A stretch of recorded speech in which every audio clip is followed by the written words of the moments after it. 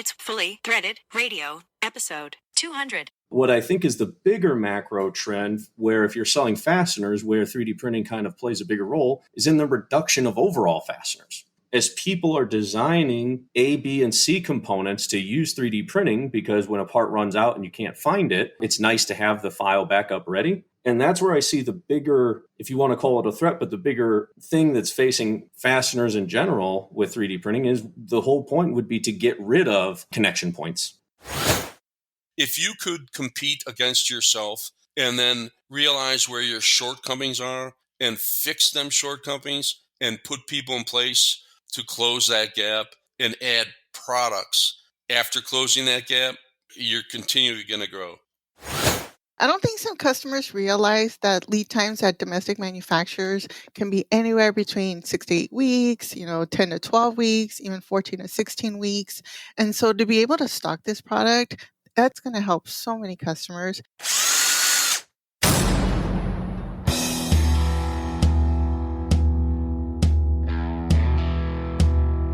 It's time for Fully Threaded Radio.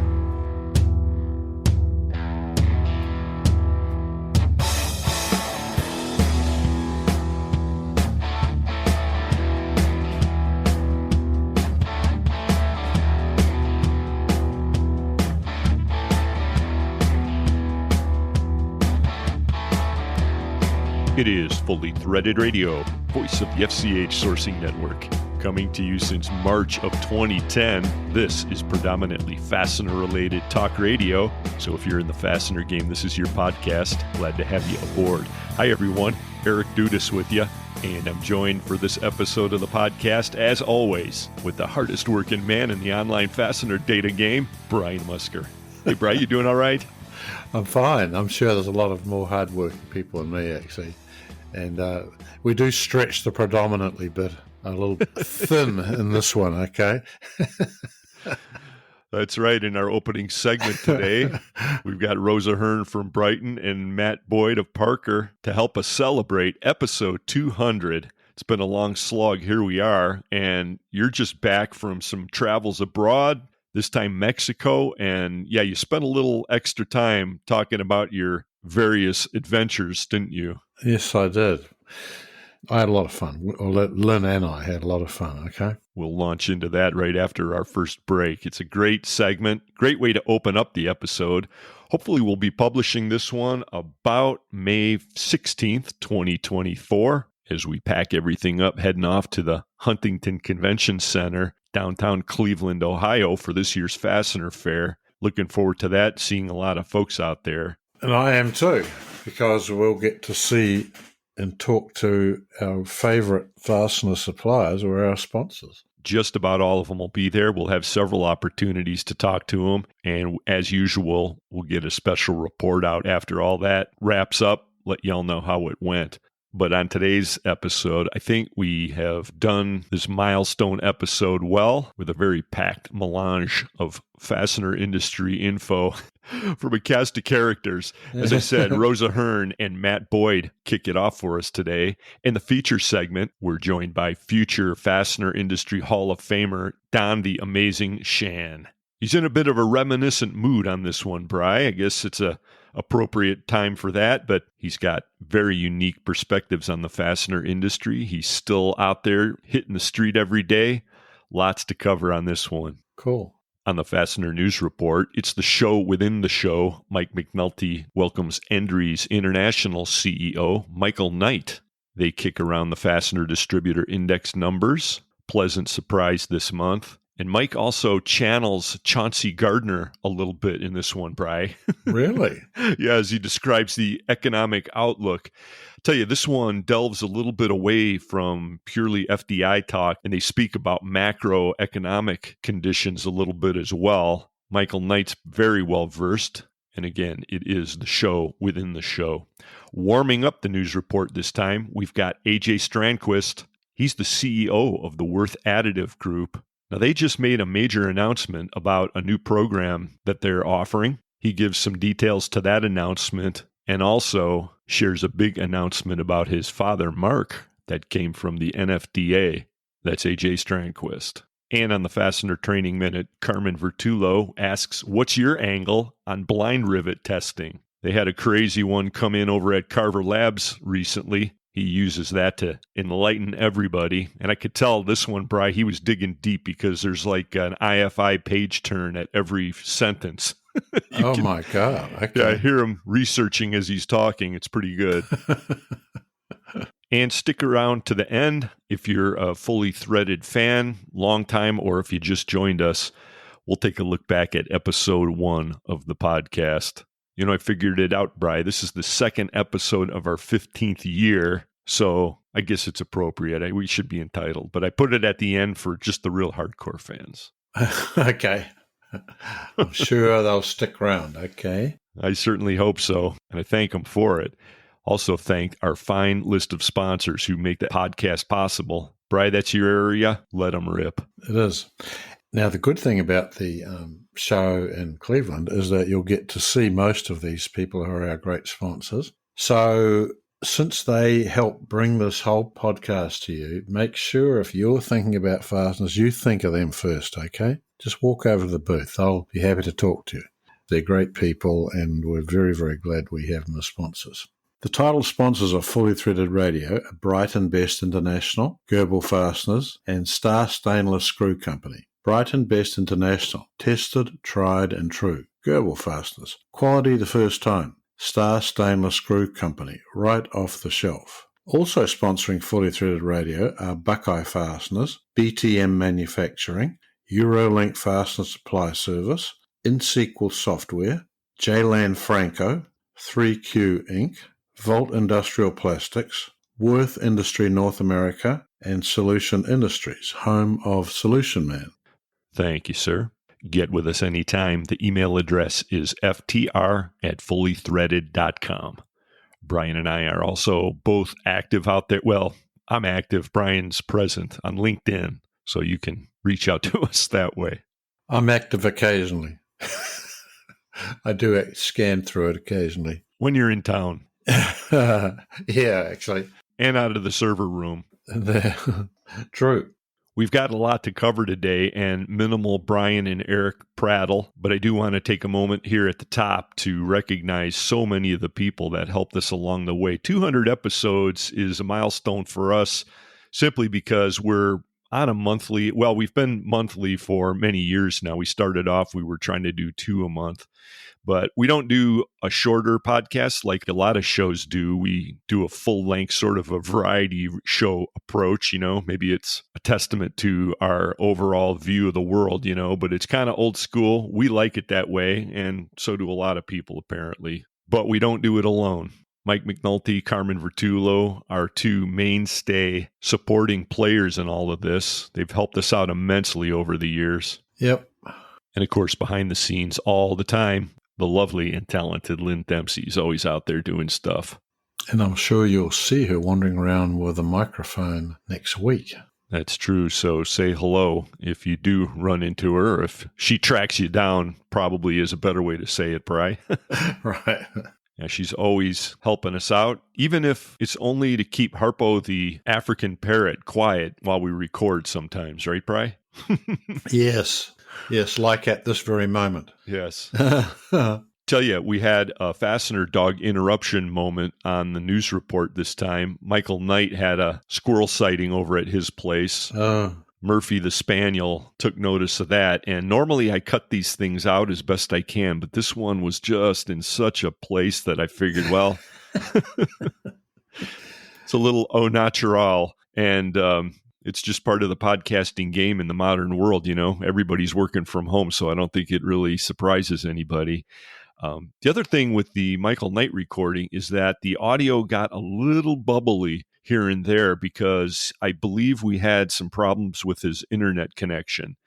It's completely audible, but you can hear a little chop in places, so might as well acknowledge that while we're talking about some of the realities of the show. Well, we've been facing realities for 15 years, okay, so it's okay. Yes, facing them, numbing them down, yeah. Oh, yeah. I mean, geez, think of when we started. It was horrible. You know, there's only one thing you could do that would telephone someone really from a computer was Skype. And it was piece of sort of rubbish, really, but the only thing around. They didn't make it easy. Oh, it was awful. And then with having all these problems on the internet, it would completely crash the recording. It was awful. It's much easier now, okay? Well, it also helps when you learn a few tricks. I mean, when you don't know what you're doing, makes everything harder. But we've picked up a lot, and we've also picked up a lot of good friends, and we've picked up a lot of listeners, and we sure do appreciate all that. Again, we'll talk about episode 1 to close it out today. Won't dwell on it too much here. Right. And there is a lot to get to, so we'll leave it right there. Thanks again for listening, everyone. We'll be back in a minute to put a wrench to this one. It's Fully Threaded. Radio. 2 men, 1 server, a fastener dog, and a stunning lack of more lucrative alternatives. It's Fully Threaded Radio.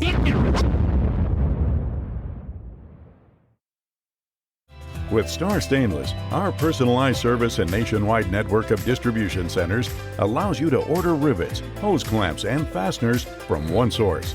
Star continues to be your one-stop shop to consolidate vendors, reduce transactions, and save on shipping costs. Choose Star Stainless for a comprehensive inventory that meets all your hardware needs. Star Stainless Screw Company is a division of Linfast Solutions Group. Gerbil Fasteners has consistently increased its stock inventory in Houston, Texas, as well as focused on developing new, innovative battery-powered cordless tools to improve industry efficiency. Our company's strategy is to provide a level of quality and innovation that stands out among the rest. If you are interested in being part of a brand that is revolutionizing the industry, make sure to contact Gerbil Fasteners today to see what we have to offer. Gerbil Fasteners, the leading rivet source. Brighton Best proudly presents our premium ProFerd line of drywall and self-drill screws. These screws are consistently manufactured by ISO-registered producers to exacting standards, ensuring exceptionally fast drill speeds. The innovative ProDrive recess design creates a tighter bit engagement, reducing wobble and preventing camouts for faster installations. In fact, ProFerd's average speed is 3 times faster than the industry standard. ProFerd self-drill screws are ICC approved, meeting the requirements of commercial contractors and building codes. Their high-quality packaging is color-coded for easy identification and available in full pallets, quarter kegs, and 5-pound box configurations. Notably, ProFerd drywall screws received the prestigious 2018 PTIA Award for their outstanding design. Visit ProFerdScrews.com for more information. Hey, this is Bob Baer with Avid Interfast, and now back to Brian and Eric on Fully Threaded Radio.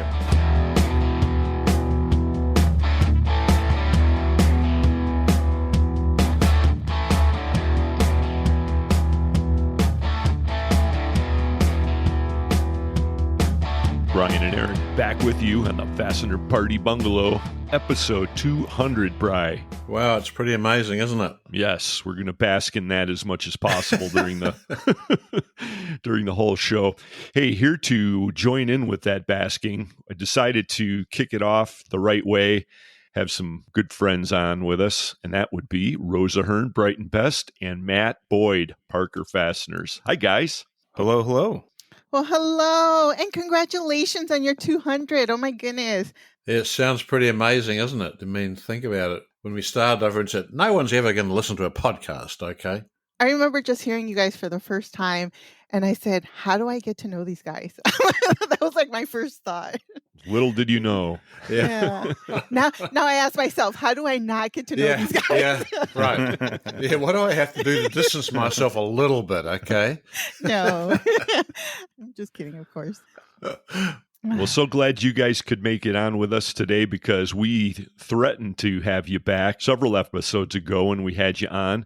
We'll get to that in a few minutes. And Brad, glad you could join us too. You know, you've been sort of MIA for some of the segments lately, but you're back, so we're all together. Right. Well, the recent MIA, I went down to Mexico, actually to a city called Cuernavaca for a wedding. Oh, I love that place. Did you go into the caves? Like, did you see like stalactites and all that stuff? No, I didn't. We went to we were on a sort of historic. Well, apart from the wedding, wedding was way over the top, okay? It was absolutely over the top. And what I learned is that Mexicans drink a lot of tequila at weddings. This was a surprise. Only at weddings. Only at weddings. We drink at lunchtime. We drink at dinner. Well, I was nominated. Well, Lynn and I are probably the only Americans at the wedding, but we're at a table of people who spoke, a little English, and with my Spanish, I learned Spanish like 45 years ago in Chile, and what I found was that even though I've been a little disappointed in communicating with some of the Hispanic neighbors, I found that the people in Mexico City speak a version of Spanish that's much closer to Castilian Spanish. So I did pretty well. But I was nominated as the table captain. That's right. The guy who has to carry around a bottle of tequila, pouring it down everyone's throat with the explicit instructions that my job for the whole night was to make sure every single person at our table was completely drunk.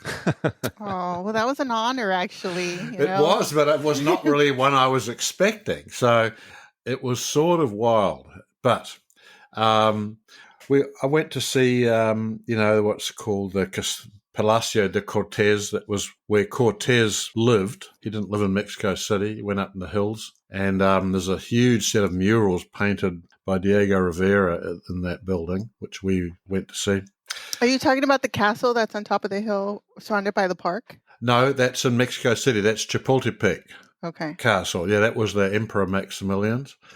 We went to see that as well, but we did a lot of stuff. We wandered around the original, the Templo Mayor, the major grand temple in downtown Mexico City. We did lots of stuff and went to the National Archaeological Museum, which is one of the most amazing museums I've ever seen in my life, which really has a section of each of the great civilizations in Mexico. And then went up to just wander around the ruins of a place called Teotihuacan, which is about 50 miles north of Mexico City. There's two big pyramids, 15 stories high, one of them, the Pyramid of the Sun, built in about 400 BC, running water, 250,000 people, second biggest city in the world. And I'll just remind everybody you're listening to Fully Threaded. Yeah, right. America's right. So now stop. Favorite predominantly fastener-related podcast. Right. So this is very, very much the predominant part. Okay, but it was it's sort of amazing to wander around a group of structures built by very, very competent engineers who there's no record of them having a form of writing. Or fasteners? Any fasteners in sight? No fasteners at all. This was a building held together by big stones, and they invented a form of plaster, which was held together with the sort of the squeezy stuff out of cactuses. And it's sort of been pretty good because these buildings have been there for 2,000 years. Did you buy an obsidian statue? No, I did not. Sorry. Is that a trick question?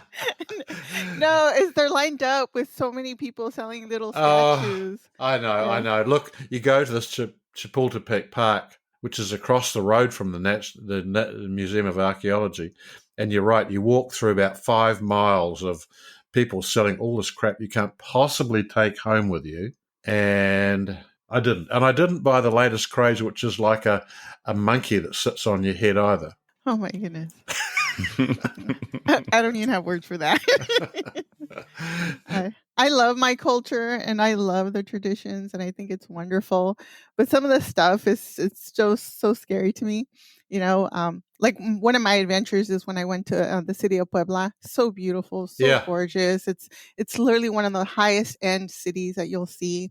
But it's next to an active volcano. So you can actually see the smoke coming out of the volcano. Oh, great. And they have a pyramid that they let you walk through. Yeah. So it's an underground pyramid that you can walk through and you're going into this tunnel, which is amazing. But I get out of these tunnels and I was asking them questions like, hey, how come some of the tunnels are blocked, with gates? And they're like, oh, it's because we found, chemical gas down there. I'm like, oh, okay. I'm like, well, how come these black containers are all over the walkway? And they're like, it's because we have the huge rats down there. And I was like, oh, okay. So Right. I probably wouldn't have gone had I known they had giant rats. Okay. Yeah, the molten lava is only one of your problems. Right? Yeah, who cares about that? That's just for safety. Right. But the culture, I remember walking in Frida Kahlo's blue house. That was amazing. To see the tiny little bed, to see the tiny little pieces of furniture. It's amazing. I'm like, how do people sleep in that? I'm like, how do people live in that? Right. Yeah, that's an interesting. We went there too. And the only real track we ever had in the whole of Mexico City, we had a great time and everything was cool. And everyone said, well, don't eat in outside places. Don't eat here. We ate all that shit. And the only thing is to be careful and don't drink the water. It doesn't necessarily come out of the taps clear. But we had a great time. And it was easy to get taxis because if you're in a hotel, they're all there lined up there. It's a little harder when you're at Casa Azul to find a taxi to get back. We walked around for 2.5 hours trying to catch a taxi. They all couldn't go into the different regions of Mexico City. And everyone had warned me first, do not use an Uber. I have no idea why, because in the desperation we used an Uber and it worked perfectly, okay? How often do you go down to Mexico, Rosa? Well, I used to go all the time. Actually, my family is going back in July to Cuernavaca, to the Ciudad de Mexico, because we're down. My dad lives probably 2 hours away from the city of Mexico, which is a place called Santa Cruz Atizapán. And they're going, but unfortunately, I'm unable to go because I'm in the middle of a move. I'm actually moving from LA to Atlanta. Really? So, yeah. Wow. Big news. That's a fairly major move. So I'm excited, because I've been here my whole life. I've lived here my whole life. I've been a West Coast, a big participant of Pac West, big participant of everything that's done Southwest. But now I'm able to actually do it in this East Coast. So hopefully I can participate more in CIFA, participate more in anything that's in the Southeast. So I'm really excited. Now, how does Tom Stocking feel about this?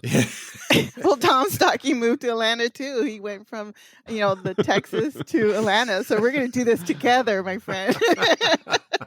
Wow, that's cool. Yeah. Cool. So, I like to think we're a good team.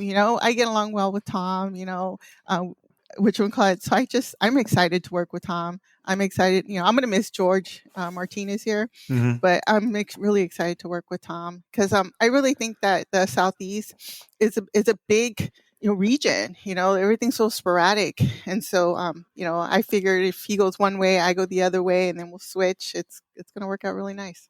Well, very cool. Thanks for sharing that big headline. That's a bonus headline on this episode. The big move of Rosa Hearn. I know a lot of people are going to be surprised when they hear that one. Yeah. Because you are Miss West Coast, Well, thank you. I hope to be Miss East Coast too. So I don't put it past you, believe me. Now, Matt, you're in Phoenix, and that's heavily Mexican influence. The whole Southwest is really, but I've spent a lot of time in Arizona, and you get a lot of influence there. Do you ever make it down south of the border for any reason? So the closest place to the saltwater in Phoenix is actually a region that the Americans call Rocky Point, which is who calls it that? I know, us gringos, but yeah, we you probably order tomatoes on your tacos too, probably, and American cheese. Yeah, I could go for a while on that, but yeah, so it's a really neat little place. It's only like 3.5 hours away from Phoenix, and we try to go once a year, and it's a really clean beach, really nice area. A lot of resorts right there on the water. And it's, between that and the more popular places like Cabo or Cancun, that's really kind of been my extent of Mexico. Okay. Yeah. Well, the one comment before you go back to really Fastener stuff is that in our area where I live, there's quite a few Hispanic people. We've got to know them over the years. Actually, we've known them for 25 years. And they're very good at making tacos, I must say. So we've been spoiled. But I truly didn't find a taco I liked particularly in the places we stopped at in Mexico City. You know, I'm looking for tacos al pastor, and a whole week I never found one place selling tacos al pastor. Didn't serve limes with them. Did you ever encounter huaraches? Only in terms of a museum, which was a huarache that some Olmec used to wore, apparently, and 3,000 years ago. Yeah, well, I was thinking of the namesake of that sandal, you know, the actual the fry bread with the refries and all the good ingredients on top. Well, there's a ton of Mexican culture that's all across the Southwest. Well, that's everywhere, frankly. Yeah. But we in the Chicagoland area, I'm a former Chicago guy, and man, we were treated to some of the best Mexican street cuisine ever because, man, we just had the taco and burrito stands everywhere. I miss that a lot being here in Cleveland these days. We don't have that here. What's your favorite menu item at Taco Bell, Matt? Oh, come on. I'm just trying to bring you into the conversation. Can you possibly have a favorite menu item? I like the Mexican pizza. Well, maybe we should change topics if that's the case. You know? Rosa, thank you. Thank you for taking the lead with this. And I could tell right off the bat you're going to achieve your mission of out there east. Since you're all full of good ideas, why don't you bring us up to date with this partnership with Brighton and Parker, because we announced it, I believe it was in October, with great fanfare. Everybody's excited. Two great companies coming together and providing some domestic product. And give us the latest. Well, I'm so excited about this partnership, and not just me, obviously the whole company. You know, we're fully stocked. You know, it's open on the web. It's right there, you know, with all these sizes and descriptions. And, you know, we're actually just already looking at seeing what we can reorder for them already. So I'm really hoping that people actually are taking a look at it, because we have been so excited about this product coming in. We're doing a station. We're doing an open house for Fastener Fair. That's on May 23rd between 10 a.m. to 4 p.m. And I'm actually going to work the Parker station. So we're going to have products there. I'm going to talk about it. I'm going to, you know, let you know like where the stock is at. And so I'm really excited, and I'm really happy that we had this partnership with Matt. You know, thank you, Parker. Thank you, Matt. You know, this was like a really good thing for us. Yeah, and I have to give kudos to Brighton Best and the entire team. Specifically, starts at the top, you know, with Peggy and John and Rosa and George. But they have really done just a first class job of marketing our product, really being a partner. I think they've come out 3 times, and we've met at our site. We've actually even been to, you know, their facilities a couple times as well. But, you know, there's really a partnership. There's a vested interest on both sides to just use this as a launching point and to really look at, you know, growing the product family and really listening to the Brighton Best customer needs and really just kind of tackling it from there. But they've been a first-class organization, you know, from the kickoff when we met their team, their sales team, procurement people in Vegas last fall. They've just been really, really professional, and we've really enjoyed working with them, and we're excited to continue our growth of our product line with Brighton Best. Yeah, I don't think some customers realize that lead times at domestic manufacturers can be anywhere between 6 to 8 weeks, you know, 10 to 12 weeks, even 14 to 16 weeks. And so to be able to stock this product, that's going to save so many customers. That's going to help so many customers. And we're excited to be part of that. We really are. Yep. And, you know, they're packaging some of the product and able to sell it in smaller quantities, which has always been our Achilles heel at Parker is, you know, we do have some finished goods, but, you know, and as everyone in the fastener or the clearinghouse knows, sometimes it can be hard to get that one specific part that you need in smaller quantities from a manufacturer. And so being able to have Brighton Best offer the smaller quantities is the door that really opens up to many, many different opportunities in the U.S. market. And that's why we're so proud and honored to have their partnership. You're right. It's a very cool thing, actually. Mm-hmm. Rosa, as one of the premier distributors in the country, of course, are you continuing to see an increased demand from the market for domestic product? Yeah, so everything evolves and everything changes. There's depending on some projects, they want American made. Depending on other items, they want a good quality product, and so we want to be able to accommodate every customer to fulfill whatever they need. If they're working on a state job, if they're working on a government job, if they're working on projects that need American made products, we want to be able to fulfill that. And so we're seeing the need that's coming through. And so we want to make the commitment. Well, actually, we are making the commitment, to bring that product in. Right. I think there's been, as we see it, a sort of a movement really to buy more American-made fasteners. It's not always that easy. As you've said, things a while to ramp up to do all that, but there's no question that there's been a significant increase in interest in using American manufactured fasteners. Are you seeing it in Fastener Clearinghouse as well? I think I see it, yeah, because we see the different trends and what people are trying to buy as well. When you look at what everyone's tried to buy in a month, you see from one month to month it changes around. Matt Boyd with Parker Fasteners, you are obviously out there in the market and you know what the competition is doing too, or you kind of have a sense of it. Mm-hmm. Do you feel this trend at all? I mean, can you speak to it? It's always been there. I would say when we even first started, in 2012, there was still, some pent up demand for it. But as we get, through the teens and into the 2020s plus, I want to say right around 2020 during COVID is when things really kind of magnified. And so it went from more of a kind of a pipe dream where a lot of people wanted to do it, but they didn't really have the lead times built in or the costing available to do that. And since COVID happened, I really think that we're seeing a lot more companies making the progress to do it. So whether it be, setting themselves up for costing or for the proper lead times to get our product. So it's been just increasing ever more. And we do commercial and aerospace, military, and some other per print type items. So, just that commercial demand has been upticking in quotes since COVID. And, we just every year seem to be just getting a little bit more market share and a little bit more market share. And I think with some of the geopolitical tensions that we've been covering and talking about it on this podcast for a few years now. And what I tell people is you should always have a good backup plan, regardless of what's going on in the world. And so I think people are just taking it a lot more seriously in the market.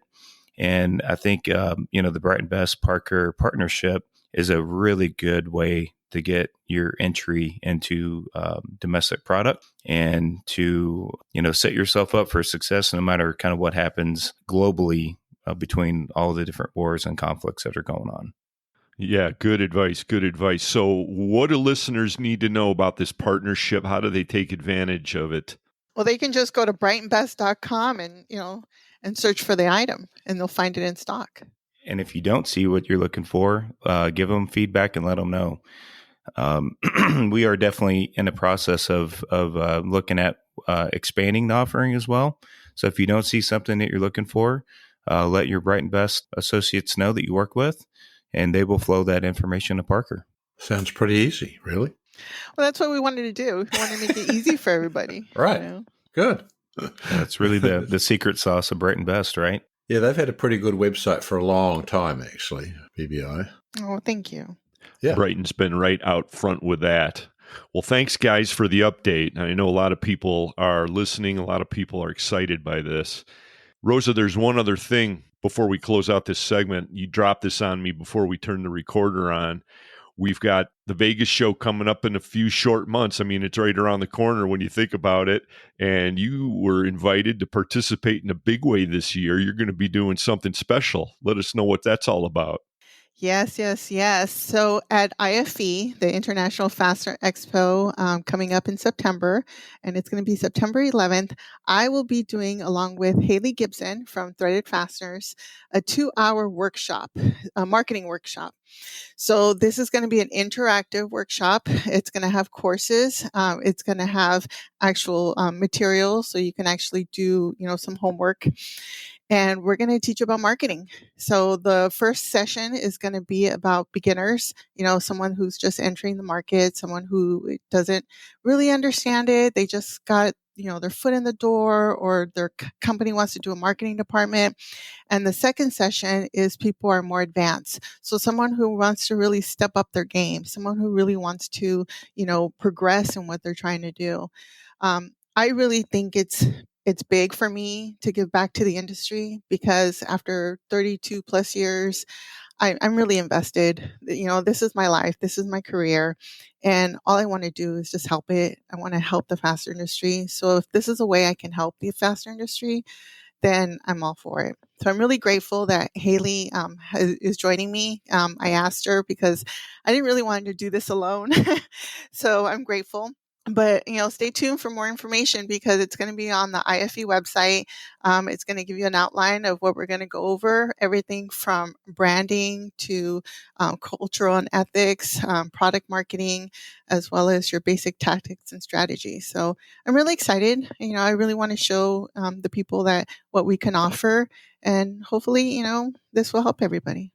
Outstanding. Okay, so that's a 2-hour marketing program that features Rosa and Haley from Threaded Fasteners, is that? Correct. She's from Threaded Fasteners. Threaded Fasteners. I do have to tell you, they are charging $39 for this course, and that's because they're going to bring in, breakfast. I believe it's continental breakfast and snacks and stuff. So, your money is going towards that, not towards me. So it's going to be well worth it, podcasters. Don't worry. You're right. And Lynn tells me from going a couple of years ago to one of your other marketing things that you'd put on a terrific show. Okay. I really like teaching. I think that's something like I'm really good at. I like to be prepared, and, hopefully it comes across that way. So, they originally wanted to charge $50, and I said, what, as much as I like to think that people like me, I don't think they're going to pay $50.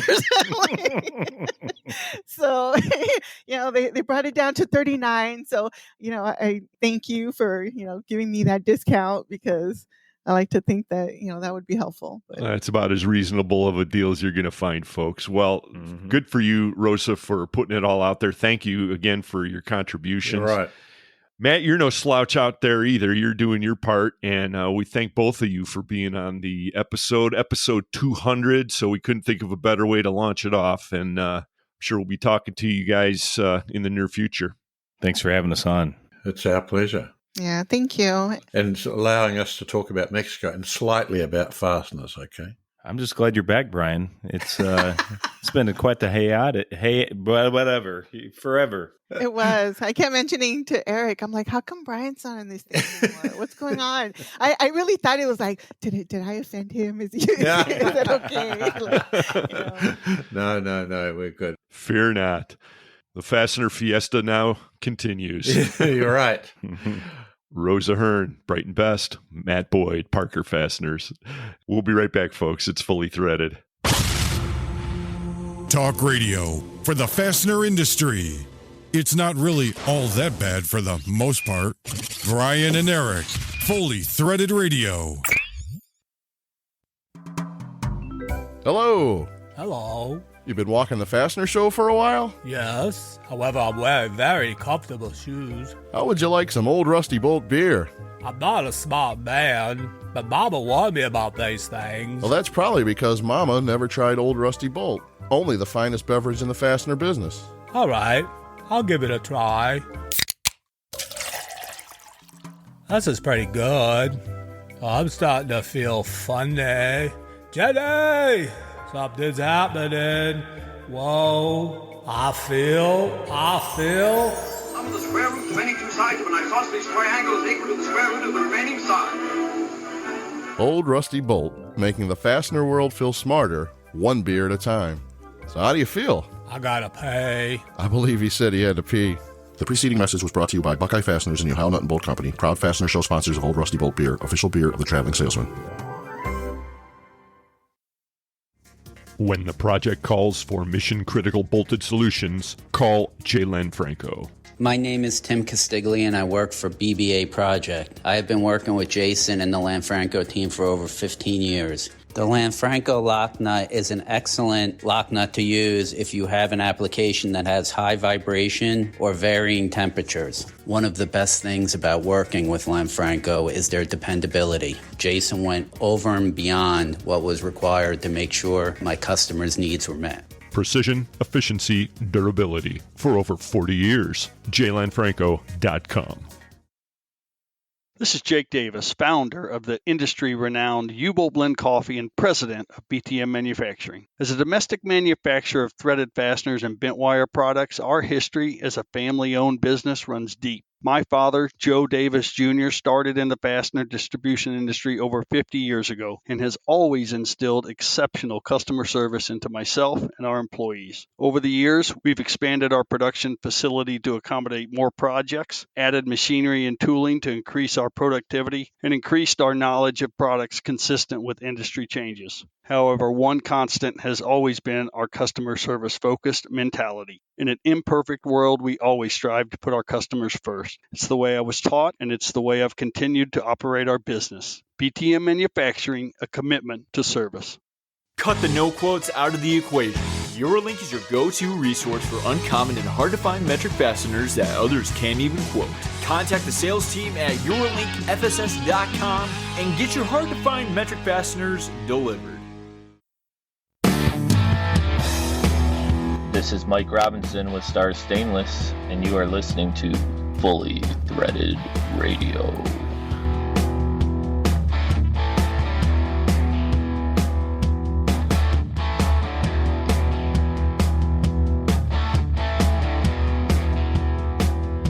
And it's the news segment. Mike McNulty will be joined by Endries International CEO Michael Knight. They'll be going over the FDI numbers.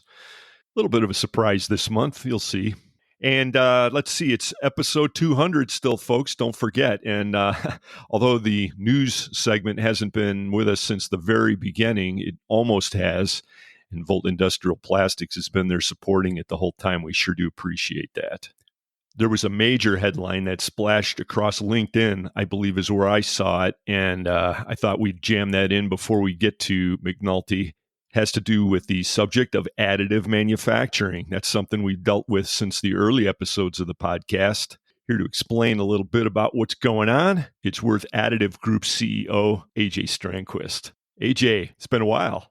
Absolutely, Eric. Glad to have on and nice to talk again. Yeah, so digital inventory services. Big announcement with you guys. I want to talk to you about that. And before we get into it, how you been? What have you been up to? Well, as it takes a village, as they say, and really I might be the town crier sometimes pulling the team together, but really we've just been so busy with the launch and, pulling together to kind of get our pilot customers on board. It's been just a whirlwind these last couple months. And honestly, kind of looking at this new future of supporting our clients in their production, it's a lot of work. It can be a little hectic sometimes, but the impact and the customer feedback we've been getting is making it all worth it. All right. So you're a company man. I'm sensing a severe impact on your personal life at this point. Oh, never. Absolutely not. It's all, I'm partying just as much as I used to, right? Well, I think it'll all serve you well in the long run. So you're doing a good job. How do you characterize the current state of additive manufacturing in industry these days? We'll throw that at you before we get into the digital services announcement. Sure. I mean, it kind of ties together with why DIS or digital inventory is something that the Würth Group invested in is, additive manufacturing is so vibrant and exciting and growing, when we look at traditional manufacturing, growing at a great rate. But it is a newer manufacturing technology where there's a lot of questions and there's a lot of things to account for before parts coming off those machines go out into the world. So I think the big part of additive manufacturing right now is people see a benefit in producing these parts on demand or taking care of out of stock situations. But the question becomes, how do you document it? How do we control it like we do with every other article that we sell, fastener or tool or otherwise? Because that's what people require, and to help keep people safe and shield and put liability where it needs to be. So, additive manufacturing is in this kind of evolution phase, I would say, where now the technology can make repeatable parts, and it isn't a complete headache to be able to get the machine running and things like that. But then it becomes a little more, okay, well, if the machine's working great and it's making great parts, where is the batch control? Where is my quality control and quality assurance steps? And that's the biggest thing that we see as the maturation inside of 3D printing, is really looking backwards in time, learning about those rules, regulations, and processes, and how to onboard them themselves and fit in. Not for the manufacturing world to, bend and make accommodations, but 3D printing as a young and nimble technology should be flexible to fit with traditional manufacturing needs. That's our biggest view of what's happening in 3D printing, and it's kind of exciting to be right in the middle of it. Got it. And since this is a predominantly fastener-related podcast, AJ, I got to ask you, are there any areas that fastener distributors should be nervous about yet? I mean, early on, we were wondering if you guys were going to come and eat up the market. What does that look like? Sure. And if fasteners are, as my old man used to say, fasteners are, the hex-headed bolt's the most popular fastener on the planet. It's been that way for a couple hundred years. It's really mature. And those products and how they're made really have had many costs and efficiencies driven out of them. Where 3D printing might replace a fastener directly is things like when it's on a aircraft carrier, right? On a forwarding outpost for a oil and gas company or for the military, something like that. But what I think is the bigger macro trend, where if you're selling fasteners, where 3D printing kind of plays a bigger role, is in the reduction of overall fasteners.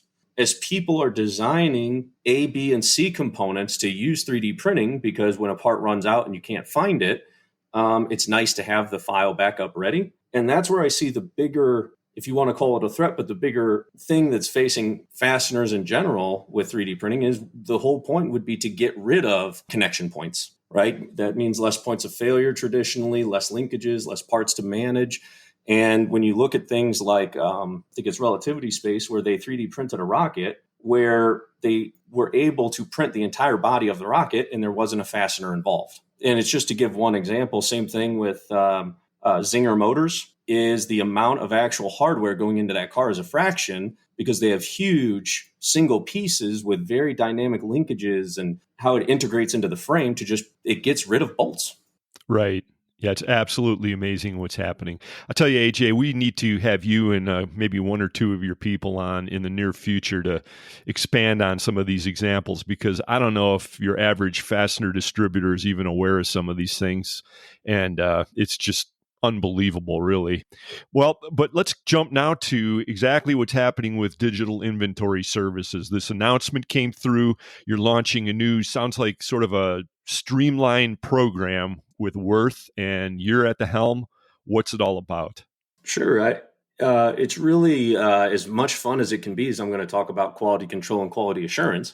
But when we entered the marketplace, kind of like we were talking about, if you wanted a part, let's say it was the right volume and the right kind of criticality where you wanted to print it, is even when you bought the part, there was no paperwork to go with it. There was no real easy way for a standardized, let's call it a PPAP process, to be documented and controlled. And that's where we wanted to fill in the gap. Is our theory is we used to have 50,000 pieces of something, and we would test, whatever percentage of the lot, let's say 30 or 50 pieces. And then the other 49,000, we gave a thumbs up for that technical data. Well, now we're not printing 40, or we're not making 40,000 at once in a single batch. We might be making 40,000 individual parts. And so if you think about that from the manufacturing perspective, is now we have to control a PPAP process 40,000 different times instead of once for a large production run.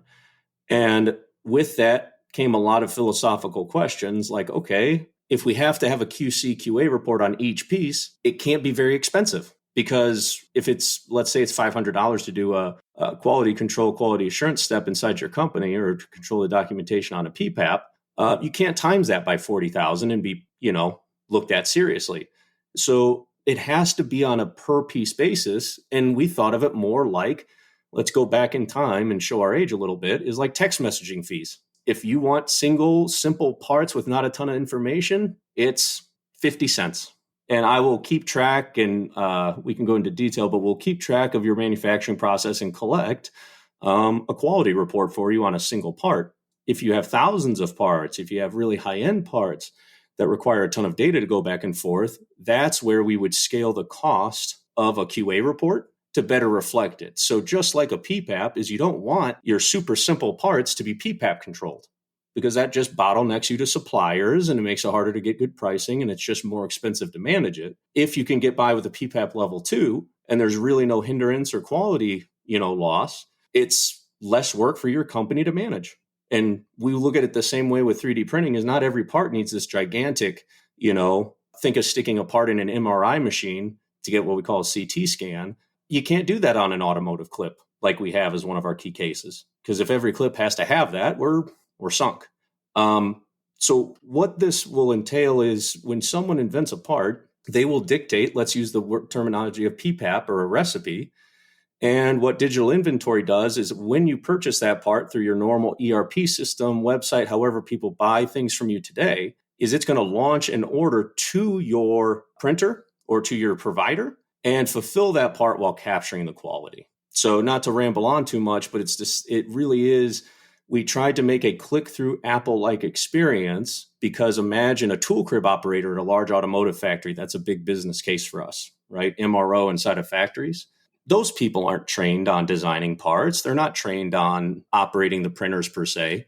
And so what the software does is, when they get a little push notification on their tablet or phone they carry with them at work, is it's going to say, someone bought this part for you, for your tool crib, for your site, and log in and start the production process. And they get a click through, which is very simple, but allows them to capture that QA/QC function, as well as keep track of things like licensing. So if someone invents a part and they want to sell that digital file, we protect your IP, as well as keep track of what royalties you are owed based on what you price it at. Okay, well, this is a huge, huge thing that I was really not expecting you to. I don't think a lot of people expect Würth to be the one explaining it either, I'll be honest. And, not to step on it, just to say, is it's a surprise to us sometimes, but I think it's a testament to the hardware industry and industrial distribution, is we're so good at those little details. That's why I think our industry is set to excel in it, is because we're really, really good at keeping track of small details to make sure people are safe.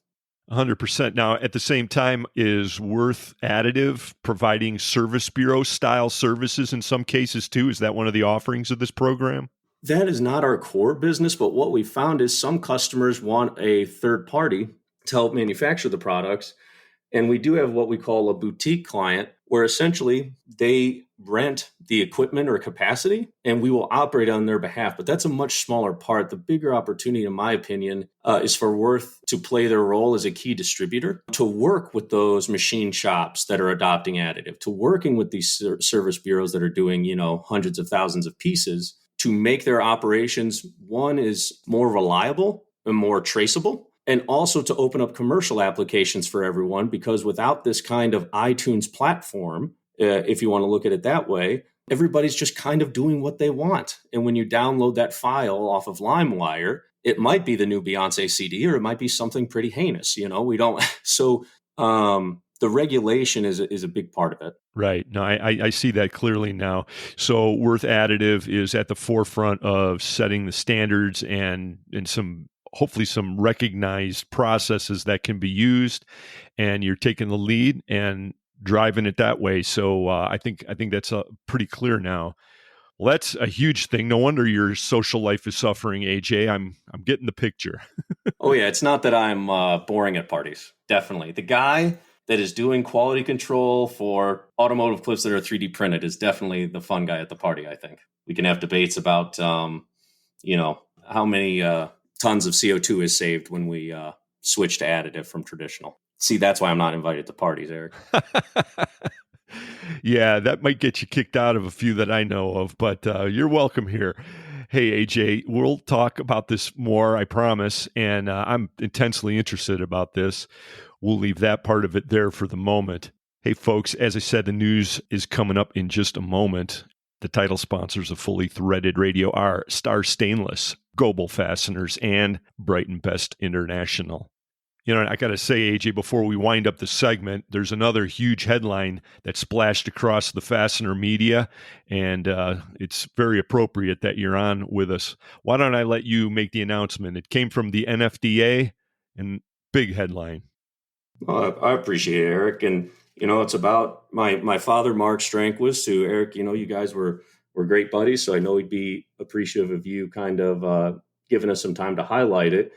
Is for those that don't know, Mark was a sitting president for NFDA and really, really passionate about the fastener industry.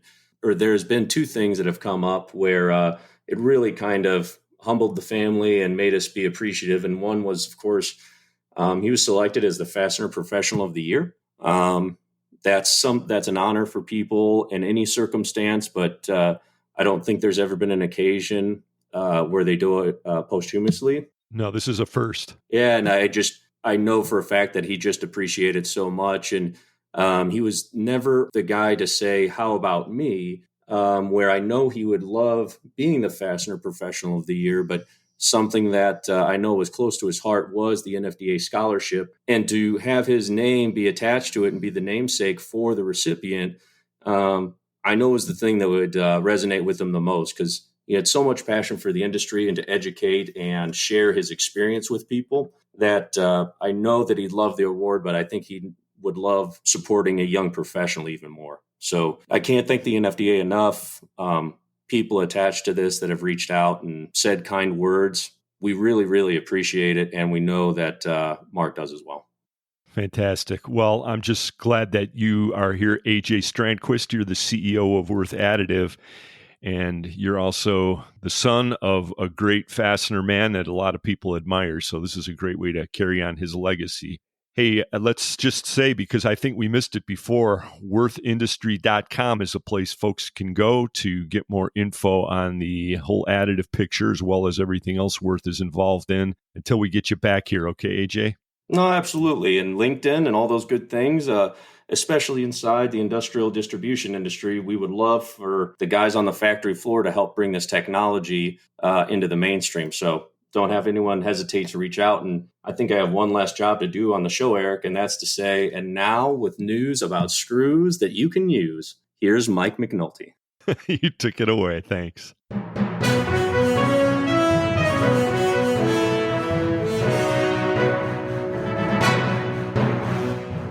Thanks, AJ. This is Mike McNulty from Fastener Technology International Magazine, bringing you the Fastener News Report, which is sponsored by Würth Industrial Plastics, makers of the world's finest plastic fasteners. Birth rates are plunging, permanent deficit spending is raging, asinine campus protests are fading, the great American tradition of the Boy Scouts of America is ending, but Fully Threaded Radio has hit the 200th episode milestone, so I am still focused on fasteners and ready to deliver today's Fastener News Report.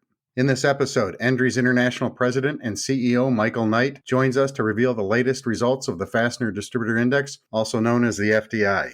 Also in today's broadcast, we have our top story from the National Fastener Distributors Association, as well as newsmaker headlines from Martin Supply, Lawson Products, Vegas Fastener, Valley Forge and Bolt, Würth Canada, Century Fasteners, Suncor Stainless, and Fasco, and more. On the back page report, we're going to talk about the human factor. We'll get to all of that and the latest FDI results right after this. Hey there, Fastener distributors. This is Heidi Voltrauer from Würth Industrial Plastics. As a fellow fastener industry business, Würth knows you are always on the lookout for ways to help your customer while keeping costs in check. So, why not plastic?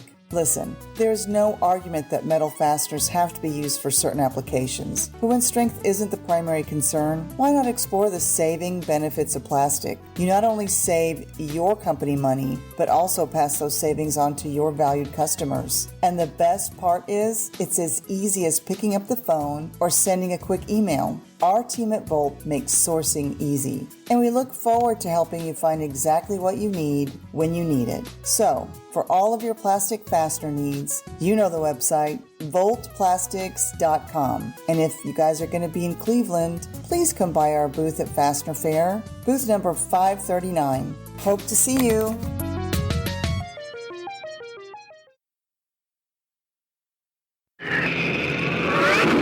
Solution Man, Ken. Solution Man, you're my fastener hero. Just doing my job, ma'am. SOLUTION, SOLUTION. Solution Industry. We are Solution. MacGyver, by the looks of that detonator, this whole place is going to blow in just 10 seconds.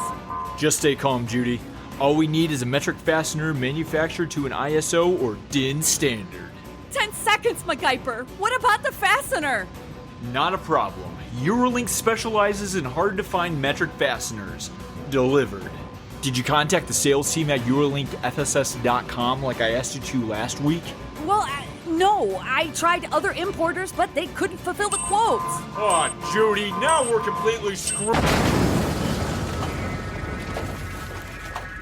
Eurolink. Hard-to-find metric fasteners. Delivered. Back to the Fastener News Report with Mike McNulty.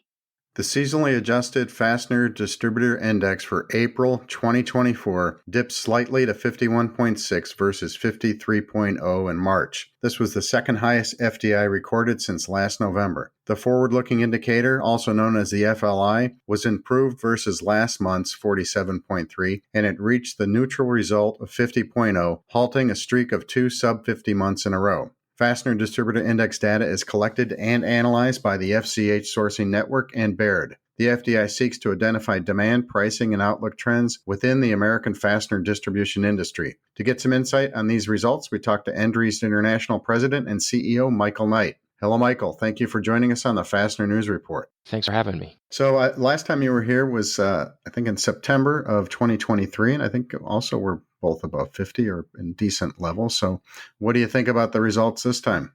Well, I like them better than the alternative, that's for sure. Mm-hmm.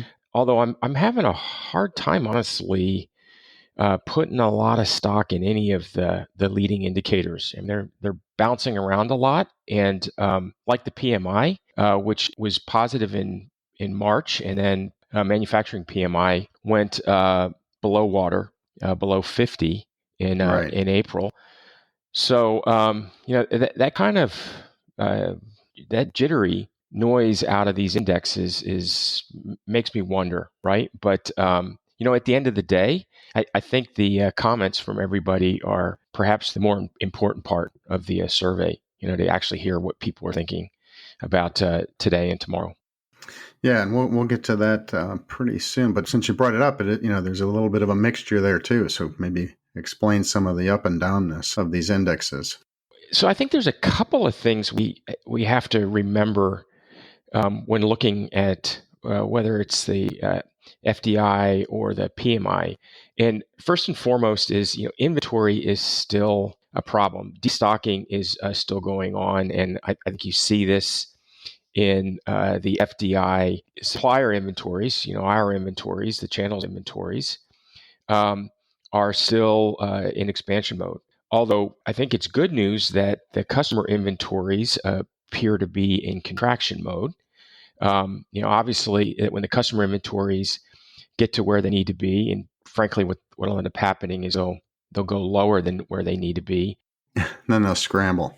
Yep, we'll see a surge of demand, and this has been true of every cycle we've been through, right? We overcut on the way down and overbuy on the way up. So, but I think that inventory situation, especially with the OEMs, is still confusing things. That muddles the picture quite a bit. And then it gives us, frankly, recency bias, right? So when we're taking all of us that participate in these surveys to them, what's happened in the last 30 days is very much in front of our mind and reflected in our responses. Yeah, you mentioned the inventories. Those numbers, the respondent inventories are still in the low 60s.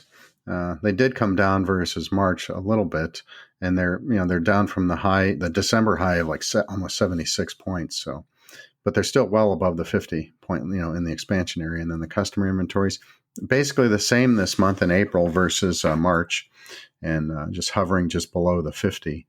Some of the other numbers, sales dropped a little bit to 54.6. Employment went up, and in fact, it was the only one that went up this month. Everything else went down. Pricing was down month to month, and year to year was down. So everything was down except for employment, and then customer inventory saying the same.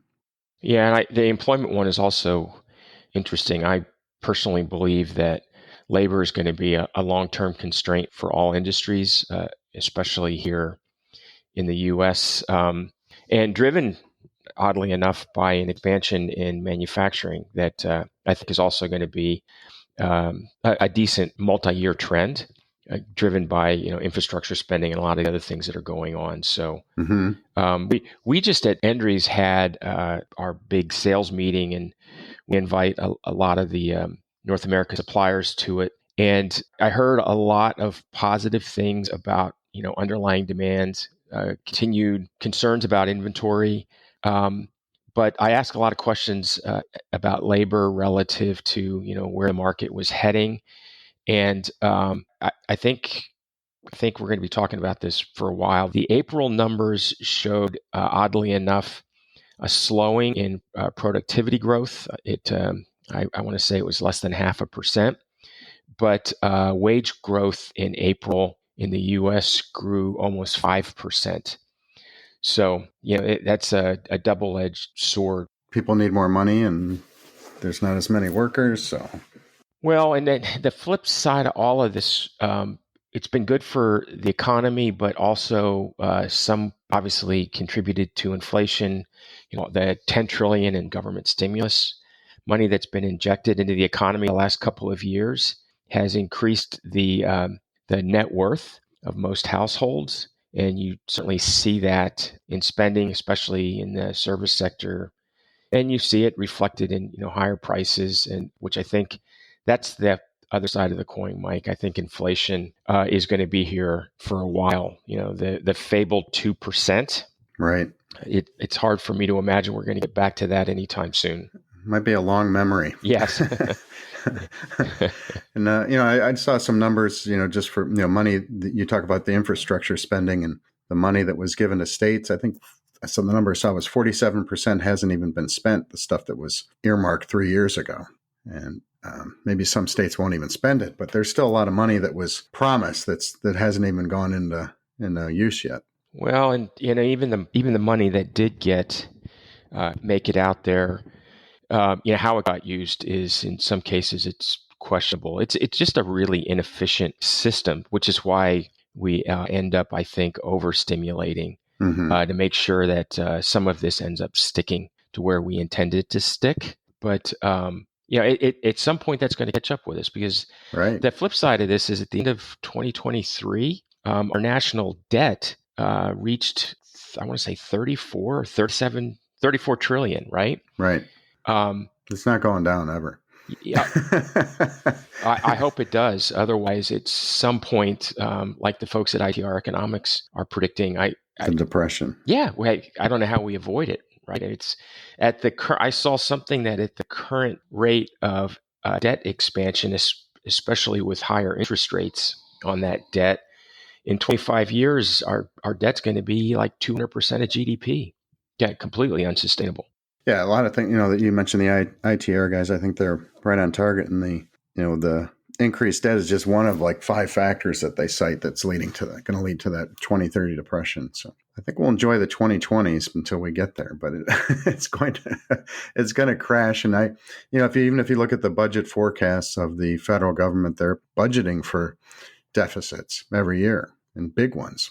Yeah, I wish I could get away with that in my business. But you wouldn't be from Endries. No. I'd be on the market pretty fast. Yep, you were right. Yeah, right, yeah.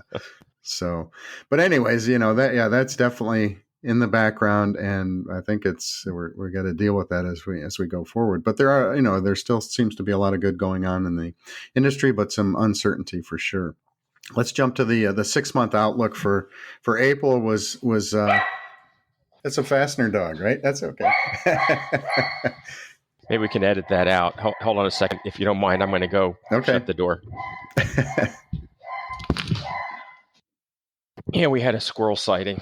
Yeah, well, I know that Fully Threaded Radio is a dog-friendly enterprise, so Anyway, so we were talking about the 6-month outlook, and it improved modestly from, last month in March, we had this oddly balanced 1/3 better, 1/3 the same, 1/3 worse result. Last month, it improved to this year. We still have 1/3 of the respondents expecting things better, 43% expecting them the same, and 23% dropping or expecting things to be worse. So 10% of those people, some of those people moved over to the same level. So together we have 76% expecting things to be the same or better 6 months from now, which I think is a pretty good place to be. I don't know. What do you think? Yeah, I think that's very encouraging.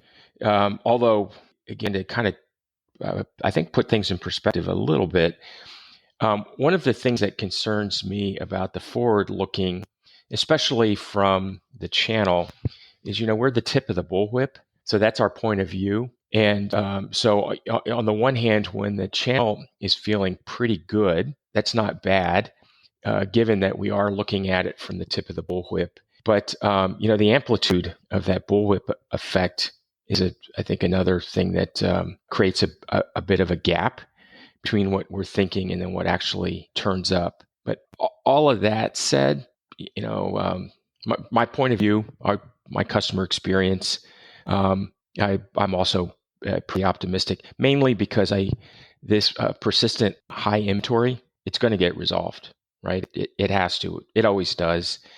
And that's going to come at some point this year. I'm convinced of that. I thought actually it would be a second quarter event, but I think it's going to show up more in the second half of the year, and that's going to help. We're all going to get some lift as the inventory levels settle down. Yeah, that's a good point. As you say, it has to get resolved, and the only question is when. Good. Well, let's jump into some of the comments. And Baird, in their report, they said that the commentary was mixed. So they said that was kind of hard to see a clear consensus forming this month on current trends and outlooks. So some people are saying things are going to be better. The first comment is April was a very strong month. Domestic and international demand continues to grow for us. We expect to return to our 2022 sales levels, which was a record year, end quote. The second positive one was April continued with strong demand from our customers. American manufacturing demand continues to be strong during an election year to our surprise, end quote. Anything to add on those?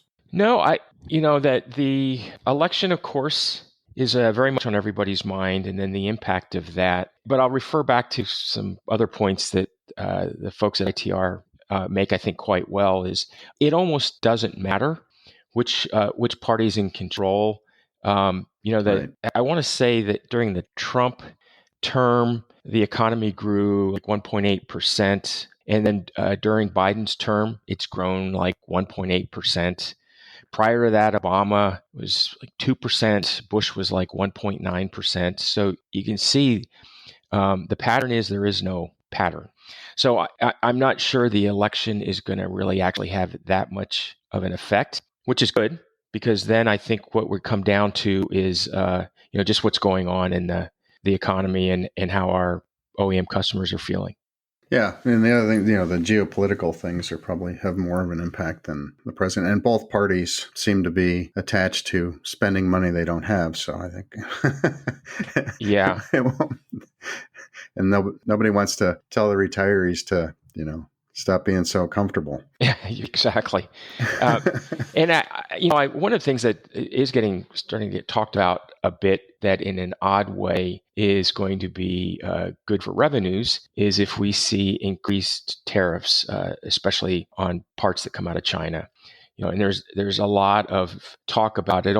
I don't think it really matters who wins the White House or who dominates Congress. It feels like we're going to see higher tariffs. And of course, that higher tariffs mean we're all paying higher prices for everything out of that part of the world. And that tends to get pushed through to the end customer. So in a weird way, we should see a revenue boost if that happens. Right. Sales go up because of tariffs. And it's not going to help bottom lines necessarily. Right. Because it goes up for everybody on other things. All right. Some of the weaker comments that came across, and most notably coming from construction and OEM. The next comment was starting to witness softness in construction category with plant closings and staff reductions at OEMs. Another Downside one is April inquiries from OEMs dropped significantly. Shipments have been holding steady, and overseas factories are hungry for business.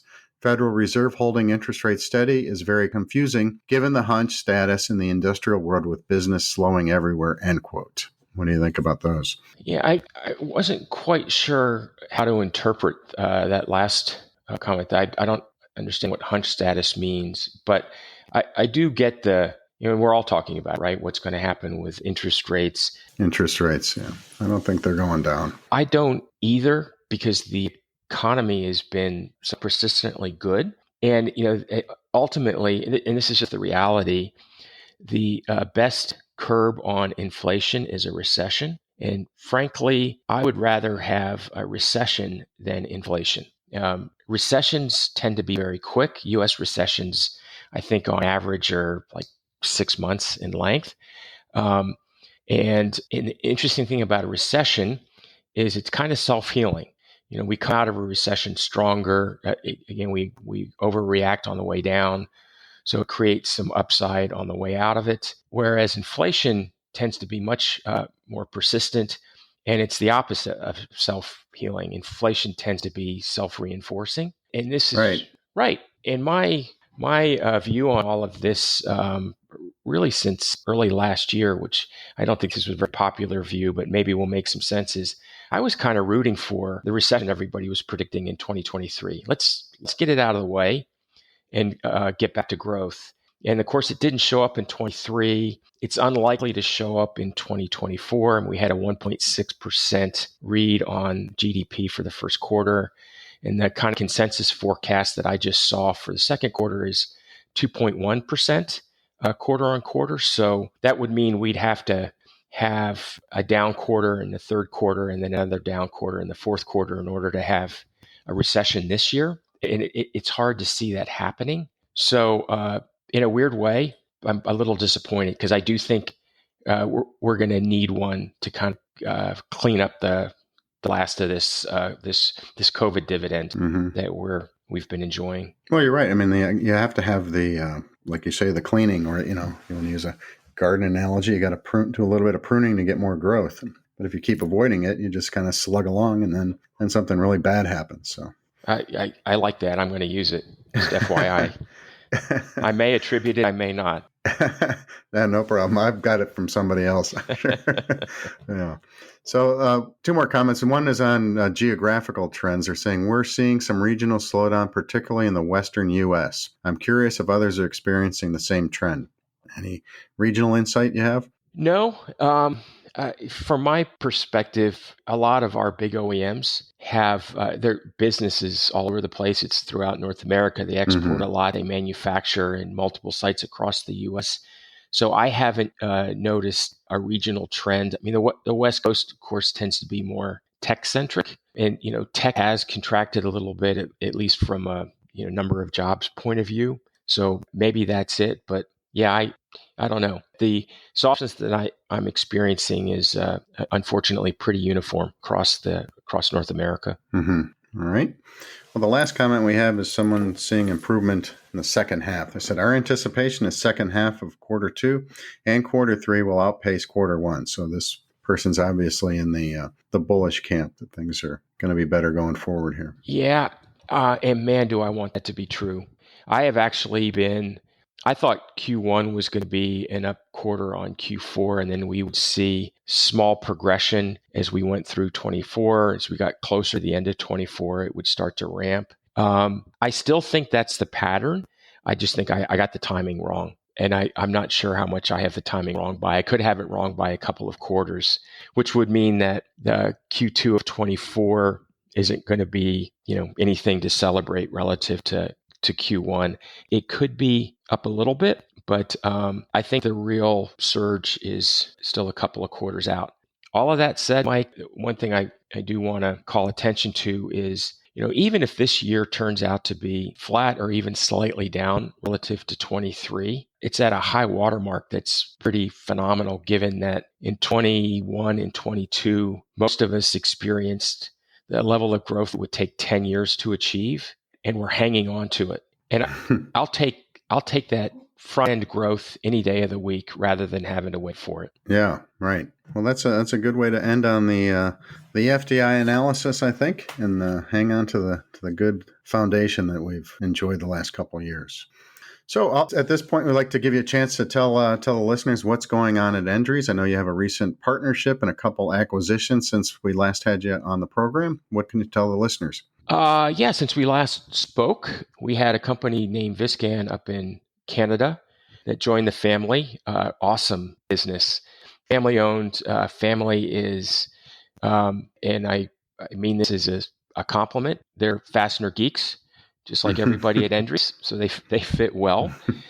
And then the end of February, a company named Ace down in headquartered in Jackson, Mississippi, joined the team, and also amazing group of people with a really cool business. So that continues to be a part of the mix here. And there's a ton of stuff going on.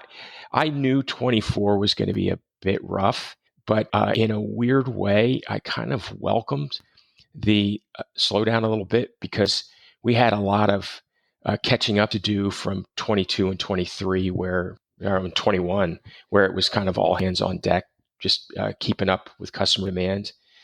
So we got a little bit behind in our tech stack. So 24 is a big year of investment for us. We've got a lot of things going on in AI and robotic process automation.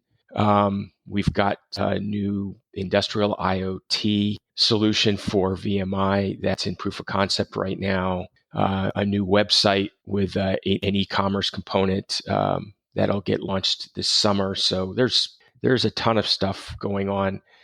We're really committed to, preserving and then building strength to get ready for the next upcycle.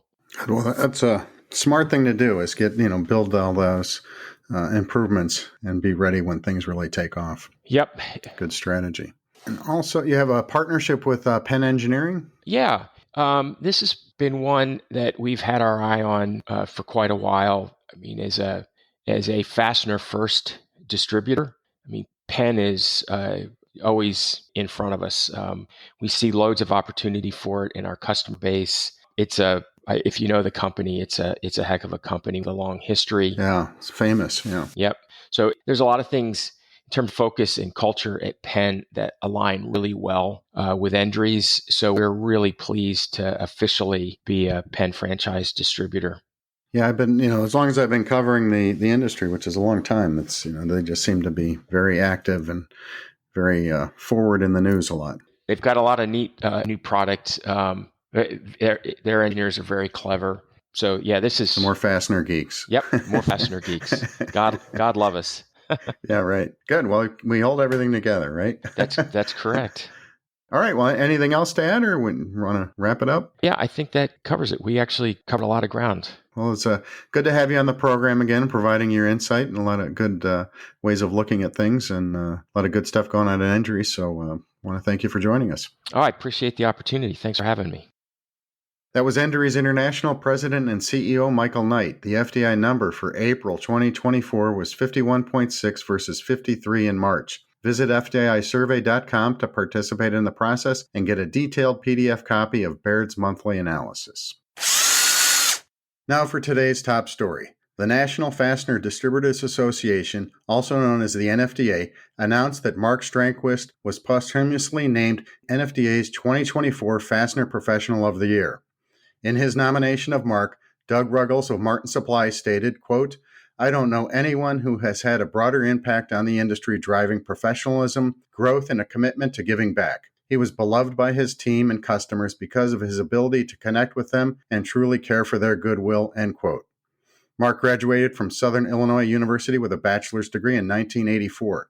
He served in the U.S. Army as an officer with 10 years in the National Guard and Army Reserves, serving in Operation Desert Storm at Fort Benning, Georgia, and he retired as a captain. Mark began his fastener industry career as a salesman in 1986 and worked his way up to CEO of two different global fastener companies, Würth Industry North America and Optimus Solutions. He was in the fastener industry for 37 years in various roles, both in distribution and manufacturing. During his career, he accomplished much and prided himself on creating positive work cultures and employee engagement. Mark helped craft some of the largest and most complex contracts in the fastener industry.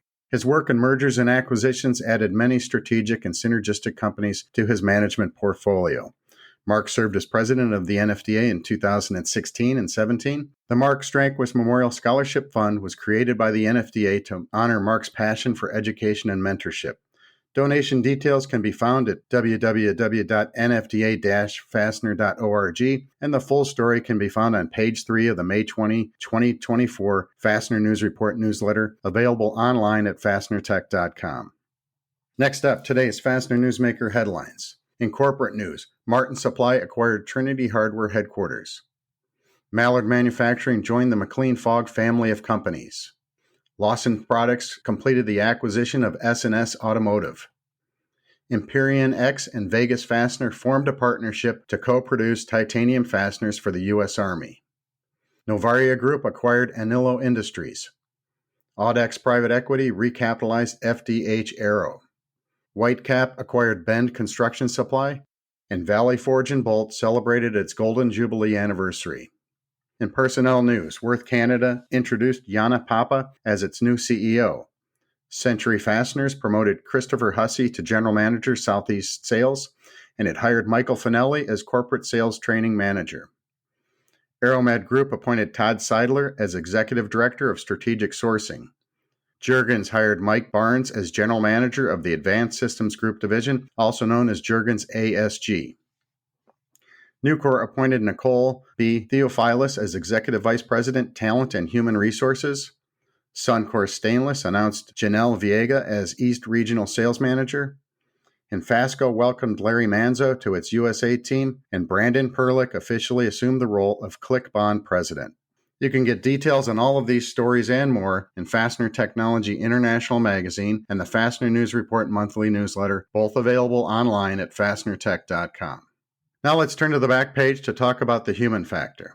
Last month on the Fastener News Report, I mentioned that I was headed to Dusseldorf, Germany to enjoy some Altbier, pretzels, sausage, and the excellent fastener exhibits at the Wire 2024 Trade Fair. Now I realize not all Fastener News Report listeners are familiar with the details of fastener making and the world-famous companies such as National Machinery, Beneke Wire, Sakma, Dymac, Soling, Vidax Engineering, PTG, Saspy, Chunzu, Can-Inch Furnaces, Rentham Tool, RMG, and hundreds of others that supply fastener-making machines, materials, and accessories. But those of you that are probably know that the fastener industry exhibits in Dusseldorf are numerous and world-class. My anticipation and expectations for the last April staging of this show were pretty high. I was certainly looking forward to seeing and experiencing a record-breaking number of exhibits, but my overall enthusiasm was slightly tempered by what to expect in terms of visitor quality and quantity, and the actual level of busyness at the show. Well, I am pleased to report that Wire 2024 was simply excellent on all levels, and that anyone that was there could attest to the massive scale and professionalism of this trade fair and health of the fastener and wire product industries, as well as to the incredible quality of technology, products, and services on display, not to mention the fantastic and attractive exhibits themselves, and the knowledgeable and welcoming people on hand to greet and educate visitors. As usual, the technical themes revolved around process and product innovation, and this year there was a strong emphasis on sustainability, as well as robotic and AI solutions to overcome labor shortfalls and limitations. But I was struck mostly by the human factor present everywhere, at the show and in the city. This may have been more evident this year, as this is the first Wire Dusseldorf fair in 6 years for many of the attendees and exhibitors, and I think that aspect helped make the mood quite positive and direct. I was keenly aware and impressed with the Wire 2024 hospitality, greetings, and personal interactions on the show floor, as well as at the many off-site events, stand parties, and gatherings in the streets and the many Dusseldorf establishments. Some non-standard events that we enjoyed included the IWMA networking event, the Wixa Night Out in Germany, the Messe Dusseldorf Industrial Partners Dinner, and the Wafios Wittels Albert Dinner at House Brewery Zum Schlussel. You can see our complete Straight from the Show report on this event in the upcoming June-July 2024 issue of Fastener Technology International Magazine. Other excellent fastener events this year that are closer to home are Fastener Fair USA in Cleveland and the IFE in Las Vegas. My expectations for both of these are also high, and I am sure that the human factor will be prominently on display on the show floors as well as in other hospitality events and in the city streets. This has been Mike McNulty of Fastener Technology International Magazine, bringing you the Fastener News Report. Please send your news, pictures, comments, corrections, or complaints to me at mcnulty@fastenertech.com.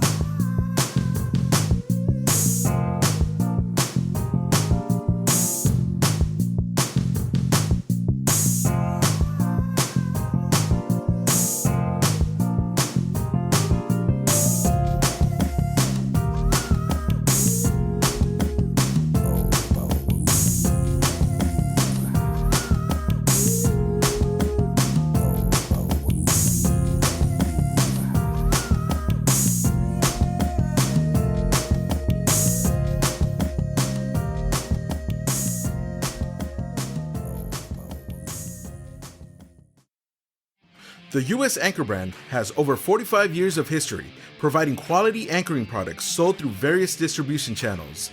The product range is comprehensive, including light, medium, and heavy-duty offerings, ideal for construction and industrial applications.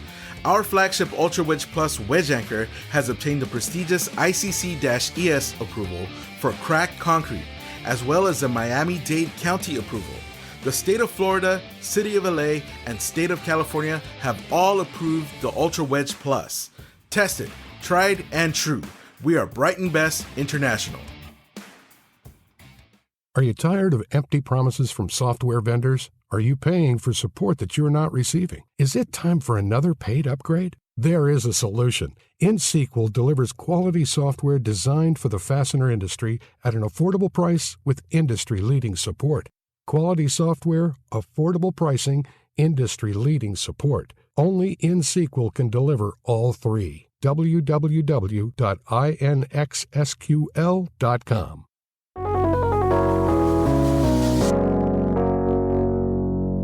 Well, hello, everybody. This is Carmen Vertullo with your Fastener Training Minute, coming to you from the Fastener Training Institute and Carver Labs in beautiful El Cajon, California. Just a point of order that we must recognize. I'm sure you've heard this already on the show somewhere, but congratulations to Fully Threaded Radio for their 200th episode. I've been around for a little over 100 of them, and I'm so proud of Eric and the team at Fully Threaded, Brian, and all the people that contribute. And I'm really happy, excited, and proud to be part of that team. So way to go, Fully Threaded Radio. Well, today's topic does not come from an email. It comes from something that actually happened right out in our lab, and it has to do with testing blind rivets. We were testing some blind rivets, and those blind rivets were what we call countersunk rivets. That's the terminology that we use when the rivet has a flat head. And we discovered something about the angle on those countersunk rivet heads. And as a result, we did some training in the shop. I found out some of my guys know some stuff about angles when it comes to fasteners, not just rivets. And it occurred to me that at one time during one of our Fastener Training Institute classes for the Certified Fastener Specialist, I taught a class on fastener math. And I had a couple of slides dedicated to various angles that we run into in the fastener industry. So I thought we would talk about angles. So what's your angle? What matters to you? When we come back, I'll tell you what we discovered about these flathead rivet angles and some other things. At Würth, status quo isn't an option. Würth is a global supply chain solutions provider of fasteners, MRO, and safety products, along with value-added services like kitting and assembly, 3D printing, and engineering assistance. Find out what Würth can do for you at WürthIndustry.com.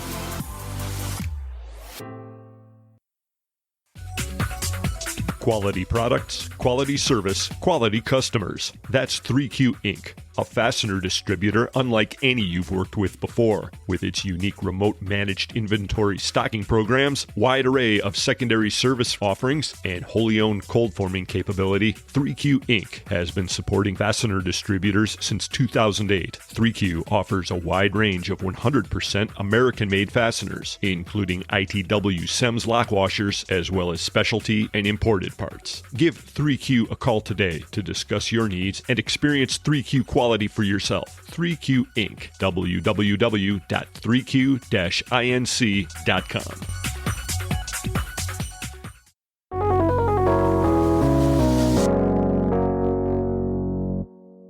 Well, welcome back to the Fastener Training Minute. This is Carmen Vertullo, and today we are talking about angles when it comes to fasteners. So we're testing these blind rivets, and it turned out this was a kind of an odd blind rivet for us. It's one that we had not seen before. It's called a pull-through blind rivet, and it's from IFI 117. And it looks just like a standard blind rivet, except the mandrel does not break. It pulls all the way through, basically leaving a hollow core in the rivet after it's set. And the IFI 114 standard, which covers the common blind rivets, all the ones that you buy normally without saying anything special, come from IFI 114. Now, those blind rivets from IFI 114 have a 120-degree angle for the flathead. That's the included angle. So we go into testing these pull-through rivets, and we have to make a special test fixture for them. We do a shear test and I guess you would call it a tensile test, a pull-apart test. And so we have to countersink the plate. Well, it turns out that the pull-through rivets from IFI 117 have a 100-degree countersink, not a 120-degree countersink. And because of that, I thought, well, what do the other rivets have? Well, we're going to go down the list, and I'm going to tell you because they are not all the same. The IFI 116 multi-grip rivet has a 120-degree flathead, so you need a 120-degree countersink. The IFI 119 structural rivet, which is kind of like the monobolt, has a 100-degree head. The IFI 126 closed-end rivet has a 120-degree head. The IFI 130 structural splitting rivet has a 100-degree head. The IFI 123 drive pin rivet has a 100-degree head. Most aerospace fasteners have a 120-degree head. Aerospace flathead rivet fasteners have a 120-degree head. Then I thought, what about solid rivets? And there are a couple of solid rivet standards in the IFI book. So I looked at two of them. One is ASME B18.1.1 for small solid rivets, and those are smaller than a half inch. They have a 100-degree head. But what about the larger ones, which come from ASME B18.1.2? Those have a 78-degree head. So this is kind of fastener trivia more than training, but it was very interesting to me. But I started wondering about what else we don't know about angles. So I was asking out in the shop, because yet we have to have all these countersinks in order to make the tooling to test these rivets. And so I asked my guys, what is the standard countersink for an inch fastener?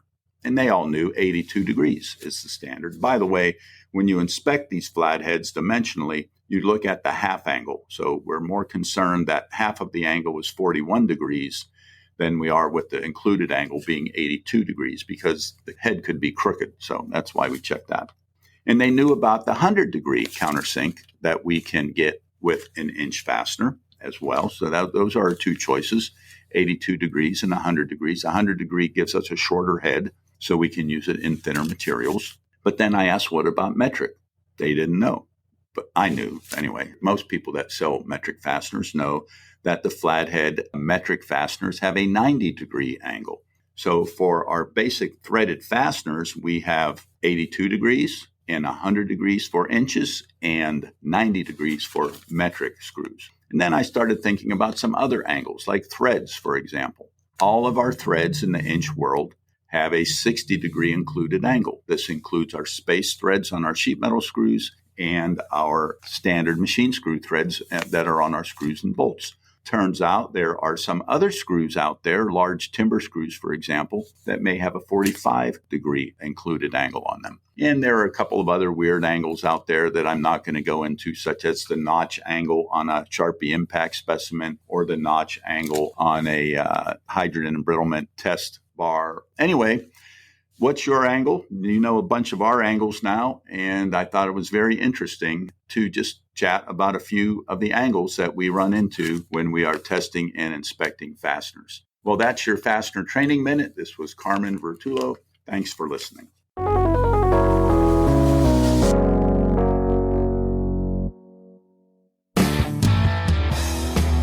This is Jason Baines of J. Lanfranco Fasteners, and you're listening to Fully Threaded Radio.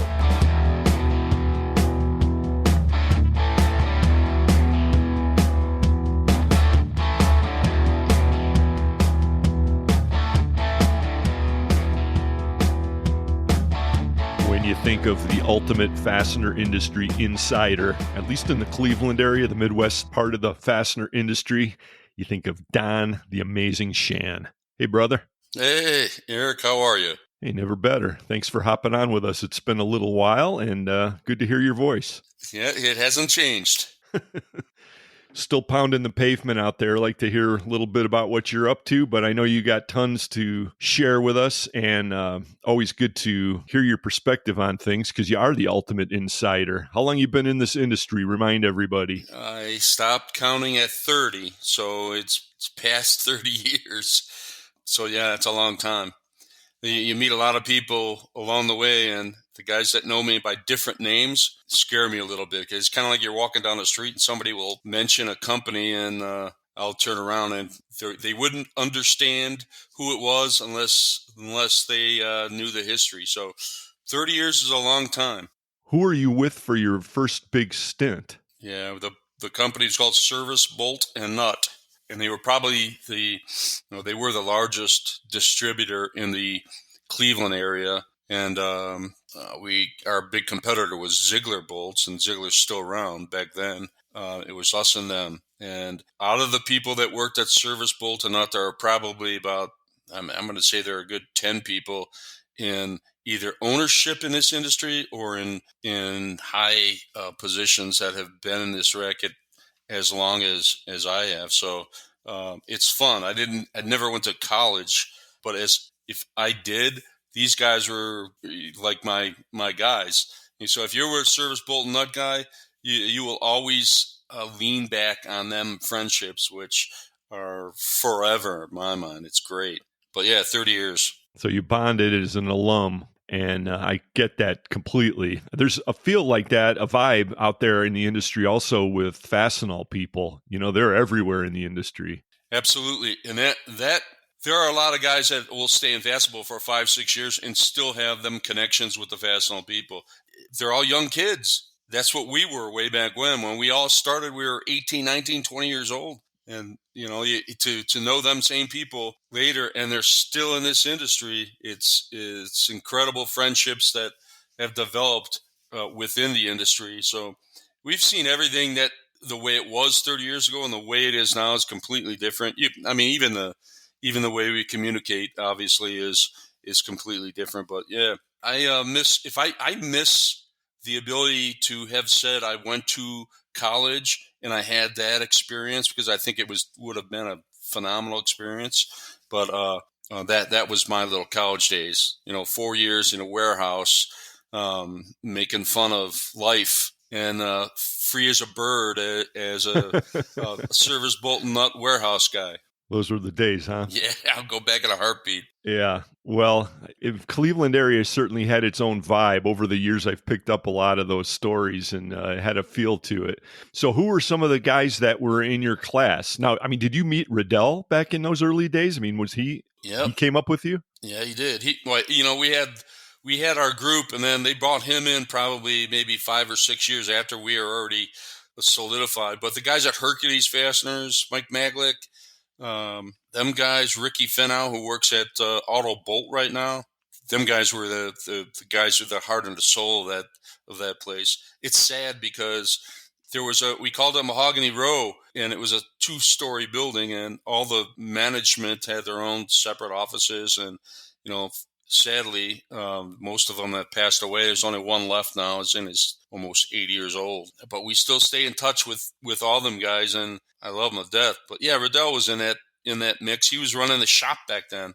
We had a cut-off machine shop there back in the days. And I'll bore you with a small story. Me, Rick Finau, and the guy who worked in the warehouse named Doug Helvex met for a pizza, Lakewood, Ohio, maybe about 2 months ago.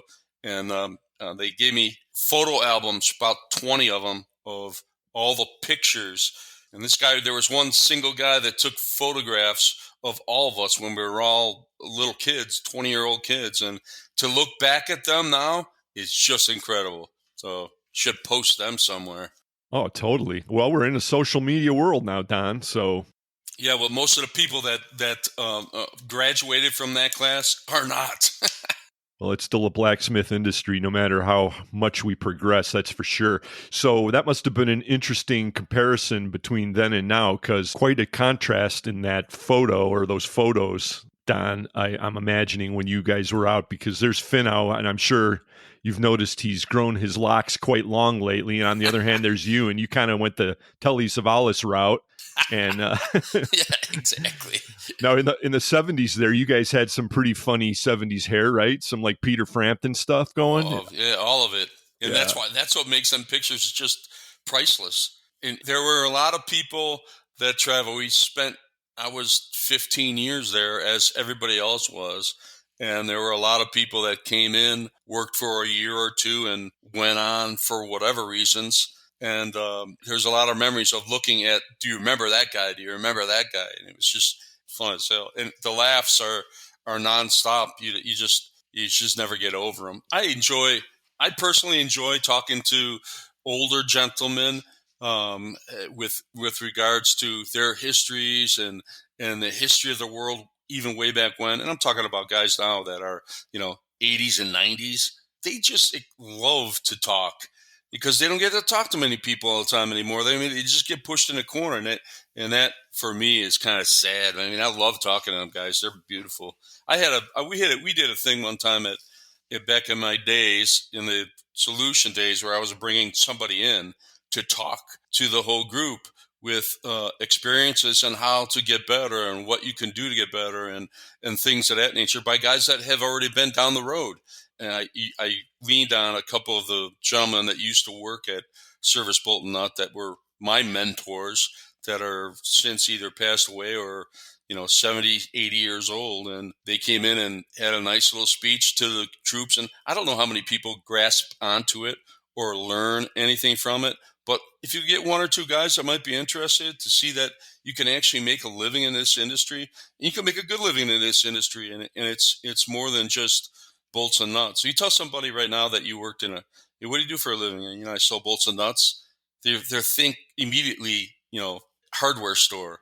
This industry is so detailed, and right now it is 10 times more detailed. More than that, it's 100 times more detailed than what it was back then. It was easier to open up your mom and pop shops back then. It was a lot easier than it is now. You literally have to have some background, and just with the quality issues and the quality requirements to do things with, do business with some of the larger companies. 100%.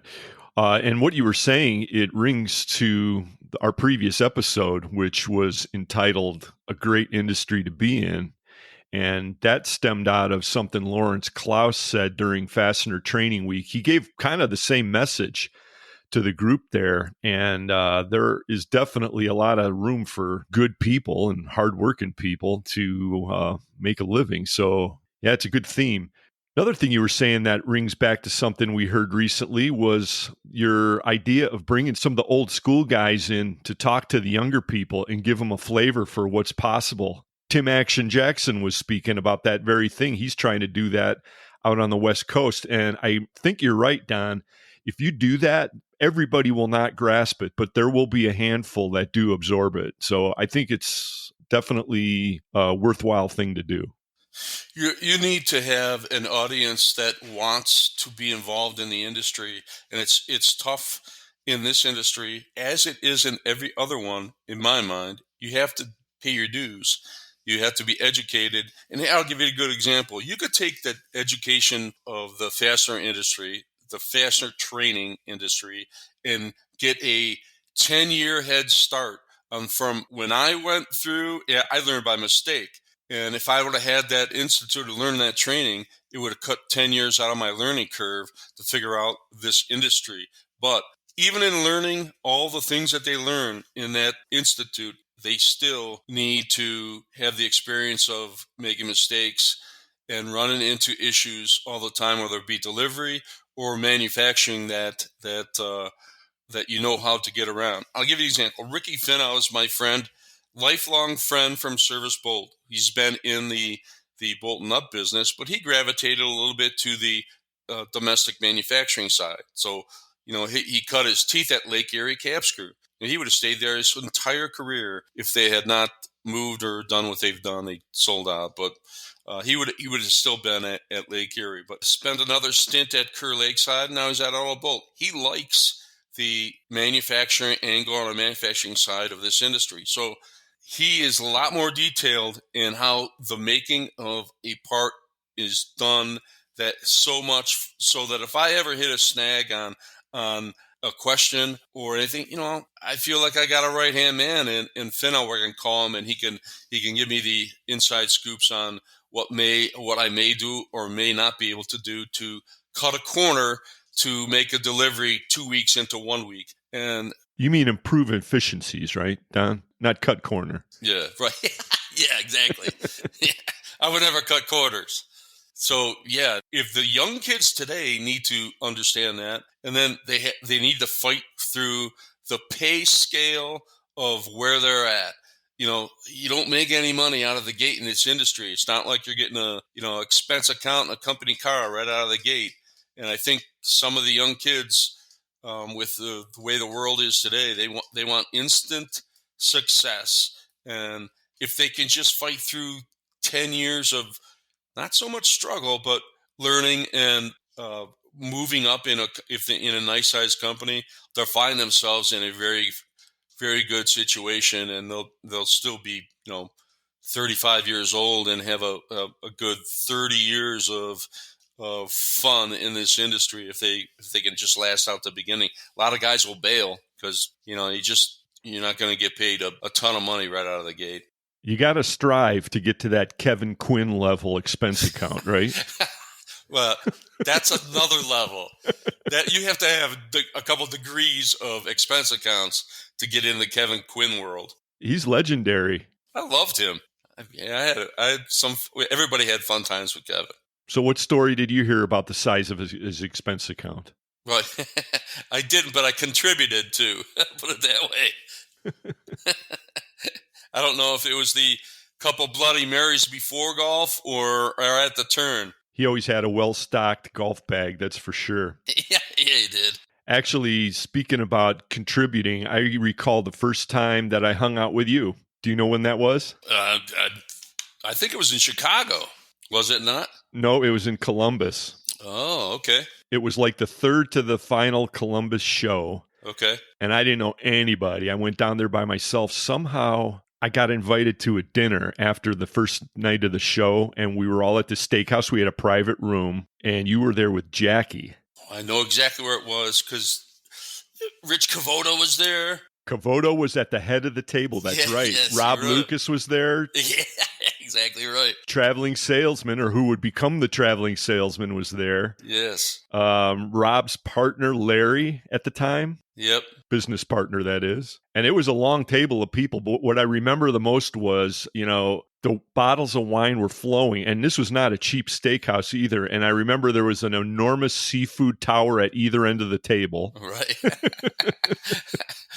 And what were you thinking about the industry at that point? I was thinking, I'm just trying to start a business here. I don't even really have a very big credit limit on this credit card. And the dinner alone would have knocked me out. Yeah, right. And watching these bottles of wine, it was like Cavoto would just wave the waiter over again and two more bottles would show up. And that went on all night. Yes. Yeah, I remember that. We had walked out because we were at across the street. So you guys told us where you were at. We walked out of the bar we were at and took a left instead of a right. If we took a right, your restaurant was right there. But now we took a left and walked like a half a mile before we realized that place was right to the right-hand side of us. So, yeah, that was Columbus. It was the first time. That was crazy. That was fun, though. And you stumbled in a little late because you were lost, and you stumbled out at the end for a completely different reason. And still lost. Well, the climax of that night came when about 9 credit cards got slapped down on the table, and I have no idea who paid for all of it. All I know is I didn't pay a nickel, and I couldn't believe it. I'm like, nobody even asked me. Yeah, I don't even know what that tab was. Can't remember that far back. It's one you want to forget. Yeah, we needed Kevin at that table for sure. we'd still be there. But it got covered, and that's just one of my early Fastener party memories. And hey, we got a big party coming up now, and it may rival those early days with this NCFA thing. Are you taking this boat ride? I am, yeah. Yeah, so when I sent in all my people, because we have 6 people going on that event, I told them, I go, who came up with this idea to put 200 Fastener people on a boat? And I'm like, I hope there's a lot of life preservers on that boat. But I guess there's 2 or 3 floors. It should be a good time. Yeah, I don't know where you heard 200 because I think the number is way north of that, Don. Okay, I didn't know that. Yeah, I think this boat, the capacity is like 700 or something. But I think Mike Robinson, president over there at NCFA, I think he told me that it's 500. It was the tickets, but that even could be wrong. Seems like it's a number in flux. Anyway, refresh our memory. What are you doing these days? You said you got 6 people coming. Coming from where? Fastener Solutions, which is based out of Jersey. They have a branch here close, and not so much close, but in Salem, Ohio. We got some guys coming in from Jersey, and then we have people coming from Salem that are newbies, 2 or 3 year guys, and then a couple rookies. So this will be their inauguration into the North Coast. To start off learning about the industry on the biggest party boat will be interesting because everything goes downhill from there. So we'll see how that works. I'm excited for some of them because I remember when I was a kid and learning and just meeting people. It's incredible, especially the stories as you grow older. But it should be a lot of good people there. That's not even counting the people from Chicago. There'll be a lot of people from Chicago there. The NCFA Social's always sort of a Cleveland and Chicago event with a few guys from out east. But this one's going to be huge in comparison, I think. And it was smart of the NCFA to shift the date the way that they did to warm up Fastener Fair. It's going to be a great event, I think. We're just praying for good weather and all that. Now, let me ask you this. With all this partying the fastener industry does, is there any notable giant business deal that you think you got because of one of these? In other words, were you at a cocktail party or some kind of a bash, and the next day you had a meeting as a result of that, and you did a really nice piece of business out of it? Networking through all of these events are incredible because they'll give you leads. Not so much because these people are doing business with the same people you are, but they will help you along the way on who to contact, who to play with, and how to understand the dynamics of each and every one of them companies. They all run differently, and you have to have the ability to have the right people in your corner. And most of the guys it's a traveling band of gypsies. That's basically what all these associations are. And they all know everybody, and they're all well connected, and they'll all help you any way they possibly can. And for me, for what I've done in my career, that has always been so. I'm so grateful for all their help along the way. Yeah, very cool. So you're a fastener gypsy or a vagabond. It's sad to say, but when you get in this there for a while, you got to call yourself something. This point in my career, I just enjoy the friendships, and I don't get overly excited about whatever you want to call me. Either you're gonna, some people like you, some people don't. It don't matter. There's enough people that are fair in our world. I don't know that there would be another industry that is as fair or friendly or as friendly as our industry. To be quite honest, look at you. You're 10 years into learning the industry, have never sold a bolt or nut, and you're in the Hall of Fame. How does that happen? Ironic, isn't it? Isn't it? Yeah. Yeah, you got a couple of those details a little bit off, but I get the gist of what you're saying, Don. Anyway, it is a wonderful industry, and no matter what they call you, I still call you the amazing Shan. Yeah, there you go. And with all your perspective, you have a lot of understanding about what's going on out there. And I wanted to ask you a question about the prevailing outlook of the FDI index. I know you follow that at least casually. And the trend has basically been, well, okay, this last month is a little bit of a departure, but the trend has been that the number itself is above 50, but our outlook for the next 6 months has been on the pessimistic side. Do you think people are worried? Do you feel people panicking out there? I mean, what's your take on the market? I think everybody plays a little bit close to the vest as far as customers are concerned. VMI programs are playing close to the vest a little bit. Throw in a little bit of election year. I don't know if that has a lot to do with it, but it always seemed to me that over the years, an election year was a little squirrely. So I personally think I'm still optimistic about it's just growing at a slower pace than what we hoped. I personally think that I see enough inquiries and action moving, but a lot of people are a little shy about pulling the trigger. And I think that has a lot to do with where we're at. I mean, let's get over the hump. Let's get Trump in there and end this thing already. Okay, so that's where you're falling on all that. I don't know. I mean, it seems like there's got to be more to it, though. You know, I mean, are you seeing any activity from OEMs getting a little wobbly or manufacturing? I do a lot. I'm working with a lot of distributors, all the big guys that have solidified VMI contracts. And because of our value add services, I'm more on the specials end of what they do. So these distributors will call me and take advantage of the value add items that we can do. And I don't so much see the day-to-day activity on the A and B items that are flowing. But I would guess that that's probably a little on the slower end. I still think that a lot of me it's hard for me to focus on anything that's being pessimistic.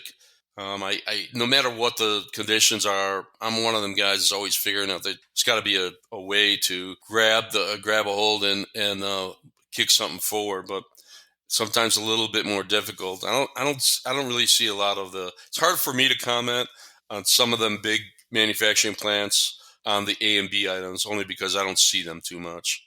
I could tell you that our business as a whole is doing well and well forecasted moving forward to have another good growth year.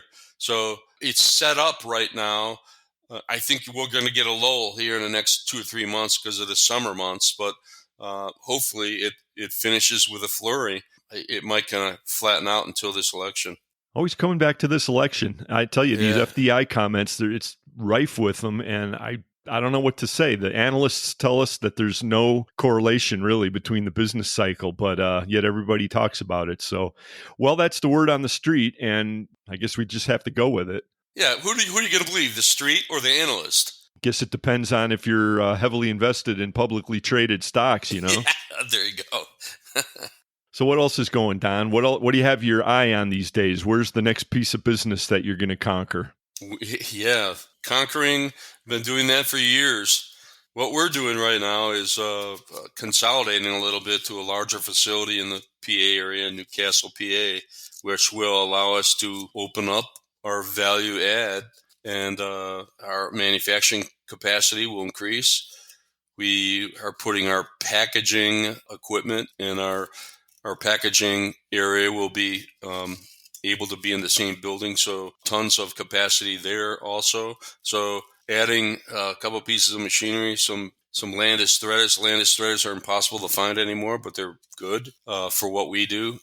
Cutting threads or specials, CNC machines or any exotic materials have been really good for what we can do in the stud world. So I think that having everything under one roof will increase our efficiency, and we should be able to not only turn quotes quicker, but also be a little bit more competitive number-wise. I do think that part of what we do, our company, although based in New Jersey, is a company that you want to get involved with only because of the people that are within. They're based all over. It really is a company that will give you a lot of value add. The company culture is a direct influence on how we operate along the way. I mean, so I was one of them firm believers, and you already know this, but if you get a company culture where you are involved, I always thought that talent and passion in what you do will win eventually. You just got to work it. You got to be invested into getting the talent and the passionate people. Where we're at right now, we have people where you can actually get into, you can work, they'll pay people to work in a small office or their home if they feel they can add some added value, or they feel it's almost as if you can have a company that you can effectively operate as if you're running your own business, but still have the infrastructure and support of being part of a larger company. So that is a good portion or a good idea for as far as growth is concerned. In starting the businesses I've been involved with, the thought pattern was always, let's think out of the box. Let's think about how we can do it differently. Let's think about how we can service people our customers that we service, knowing that our business model has the same industrial-based distributors. So in conversations I've always had, I've always thought the communication process, if you could compete against yourself and then realize where your shortcomings are and fix them shortcomings and put people in place to close that gap and add products after closing that gap, you're continually going to grow. After that, if you have the passion and the company values that you have access to, there's no reason other than laziness or lack of aggressiveness that you won't be successful. Now, it might not be overnight, but a lot of this business is relationship built. Staying power. Yeah, you got to just hang around. You got to be around, and that's what we're trying to do now in helping to grow this area. You got to just keep going. That's it. Every day, one step ahead is better than doing nothing. If you're not, you know me, I've always said the same thing. If you're not growing or attempting to grow, then you're dying. It's one of the two. Okay, so your culture is very important. Your people are very important. You've got an elaborate formula. You simplified it there, but there's a lot of moving pieces to that. Yep. That's why everybody doesn't succeed. Well, but you're on a successful path, and you've got a really great inside crew. It sounds like the inside people are really one of the keys to it, aren't they? They're the total keys to it, and I've always said that there are hundreds and thousands of inside people that get no credit in this industry. They work harder than the outside people do. They get no accolades as far as who they are and what they do. The outside guy might get a little bit more of a handshake, how are you, luncheon, but without the inside people, you're done. So that without that support group and the inside people working as well they do, you're not going to get it.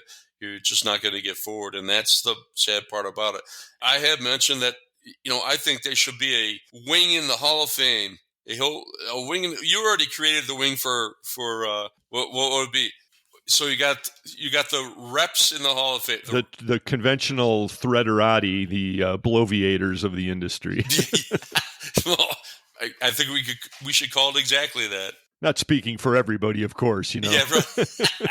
There's some solid people in there, but I get what you're saying. Yeah. It's sort of a separate division. Yes. Like the IFI, they've got their Soaring Eagle Award. I don't know. They've got 3 different groupings, I think, for the different areas and that's manufacturing. We're distribution primarily. Right. I get what you're saying. I mean, these are unsung heroes, and they should be celebrated. They're the kinds of people you don't see at the bashes. You normally don't see them at the social or at the association events and so forth. So how do you find them? How do you recognize them? How do you get to know them?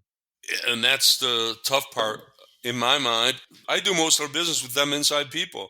I mean, even though when you start at the bottom and you work with the inside people developing their trust, and then after that snowballs into the guy in front of them, the guy in front of them. So you're starting from the bottom and moving up, as opposed to starting from the president and moving down. It's easier and it's more fruitful if you start at the bottom and get to know them people. I worked 15 years in this industry before you'd go out and meet somebody that you've talked to for 15 years and you've never put a face to a voice. And that's not right, but it's weird when it happens. And there is a connection and there is some help when you get to know somebody like that. So when you get the phone call or the email, you're not talking to you're talking to a human that has the same responsibilities that you do, and we're fighting the same struggles, whether it be delivery struggles or work struggles.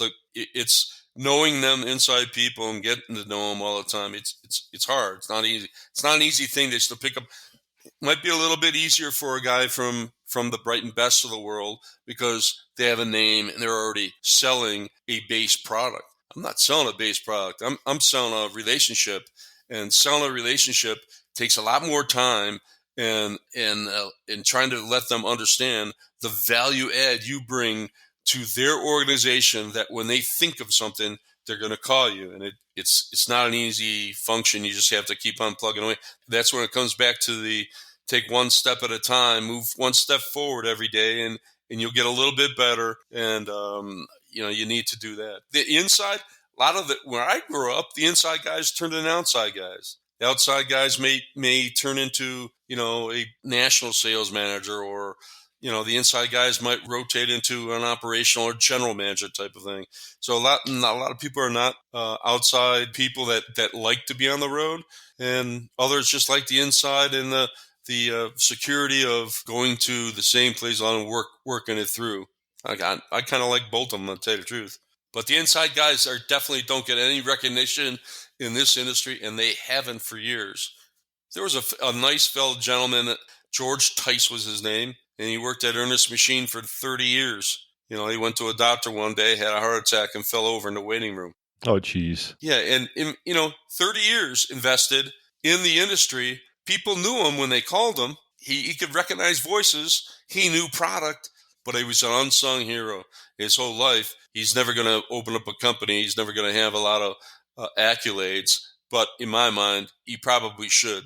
It would have been great to see them guys like that come into this industry, work it for 30 years, and then at the end of the year, not only have a chance to a retirement party at their company, but also a chance to maybe go to a Vegas Hall of Fame dinner and saying, here's our inside guy of the year, and we're going to have a wing and put him in there. And I'll tell you what, it will make that person proud, and think about what it would do for his family. Yeah, well, it's a little bit of a morbid story that you just told, Don, but I mean, I totally get your point, It's kind of like I'm thinking almost like a Willie Loman story here, with a feel to it. But, I'll tell you, Brighton does a good job with their High Five Award of recognizing their inside people, and they plaster it all over social media. There are other companies that do that as well. Yep. But your point is well taken, and the inside people are the ones who really keep this screw turning. So we should hat tip them, and I think we should do a better job on the podcast of talking with those folks, because they are so important, and maybe we've been overlooking it. You're a little intimidating, though. Huh? For the first guys that come on your show, it's intimidating. How so? Well, you go over it. Okay, this is how we're going to do. Get your mic right so you can hear him. Everything's set up, and then it's kind of like the bright lights come on, and you start talking, and the guys on the other end get nervous. Well, sometimes some guys clam up. Yeah, it's sometimes you're a little intimidating. Now with your Hall of Fame recognition, you're really intimidated. You keep harping on that, Don. I mean, is your nomination coming through this year? Because you're definitely destined, Look, that's the last person they're going to nominate. Oh, come on. The amazing Shan. You got a brick up there for sure, brother. There ain't no justice if that doesn't happen. It's funny. Well, we didn't mention it, but you were on episode 100 of the Fully Threaded Radio podcast. And now fast forward, here we are at 200. I'm so glad that you're able to come on, and I couldn't think of a better voice to have. Yeah, I'll tell you a small funny story. At one of them shows, and this, at one of the Vegas shows, I unfortunately had a episode where I needed to be in the hospital. And you knew that, and some of the locals, close friends knew that. But you sent me because I was just taking a walk after my episode, and you actually sent me a text that said, you should just come right directly to the show with your little gown on, because now that would be the first time you could tell the industry to kiss your ass. Which I thought was funny as hell. Right on. Thanks for remembering that. And knowing you considered doing that for just a second, didn't you? Yeah, just for a second, yeah. Oh, that's great. Well, thanks for helping us go out with a laugh, and it's been great to talk to you again, Don. I look forward to seeing you out there on the boat. Yep, we'll be there. It's Don at shanfastener.com, right? Fastener with no S? No, it's not Shan Fastener anymore. It's dshan at fastenersolutionsgroup.com. Okay, since I screwed that up, why don't you roll that out one more time so everybody's got it? Yeah, so dshan, S-H-A-N, at fastenersolutionsgroup.com. Solutions with an S. This time it's with an S. Oh, brother. Yeah, right. All right, that's too confusing. Talk to Don on the boat at the NCFA Social coming up May, 21st? That's right around the corner. So most of you will probably hear this after that, but oh well. Don, the amazing Shan, thanks for joining us. We'll talk.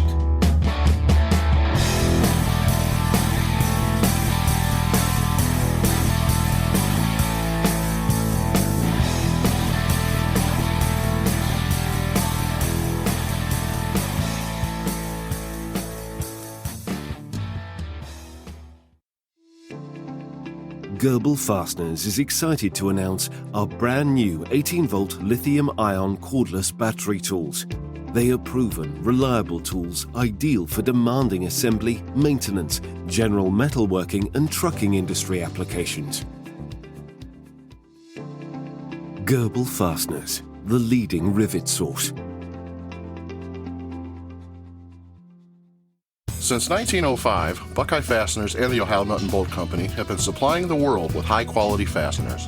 Our standard product lines include weld fasteners, braided weld screws, leg levelers, self-clinching hardware, clevis pins, rivet nuts, and various other fastener lines, allowing us to support virtually all types of industries.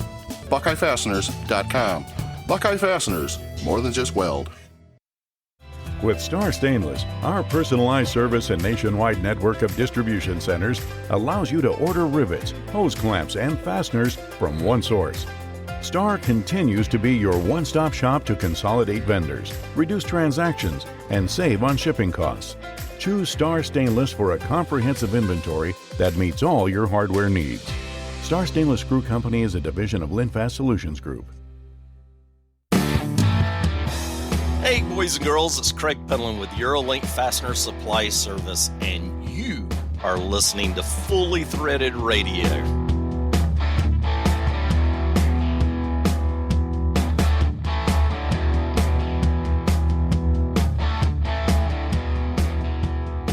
You know, I can't imagine what Don Shan would look like with a Peter Frampton haircut.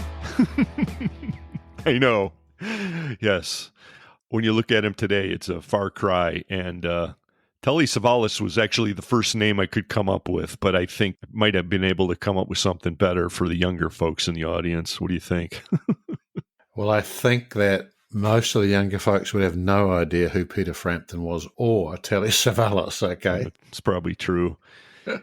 Well, for the younger people listening, Telly Savalas was like one of the first guys who was bald, who made it cool. Yeah, right. And it was still a novelty. Now everybody's bald, you know. Joe Rogan, I mean, pretty much most of the NBA.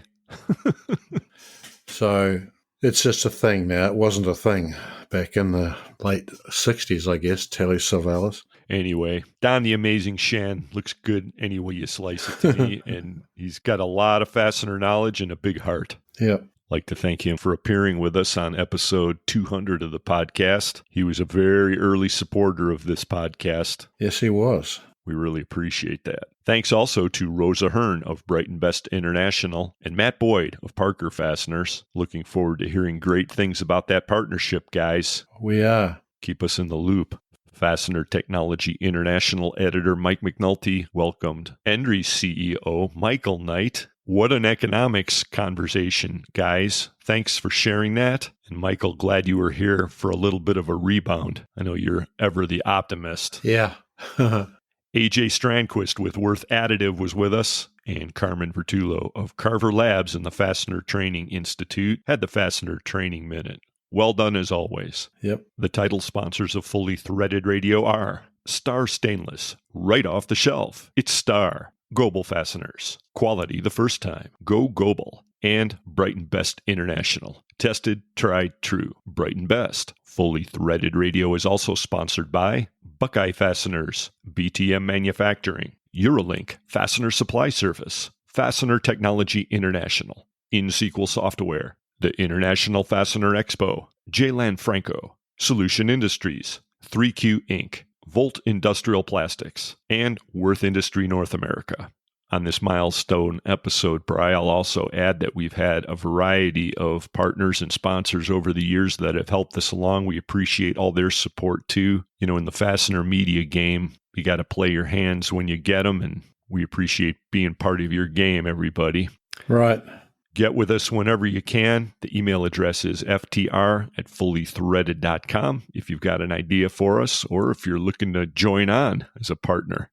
We've had some amazing communications over the years. You never know where they'll come from, and we never know what to expect. Right. Actually, would be a very interesting episode we could make by the things that went on after we stopped recording. Those have been some extraordinarily interesting conversations. Right, like an outtakes reel or a bloopers reel almost. Oh, yeah. It would be so interesting. Fully threaded raw.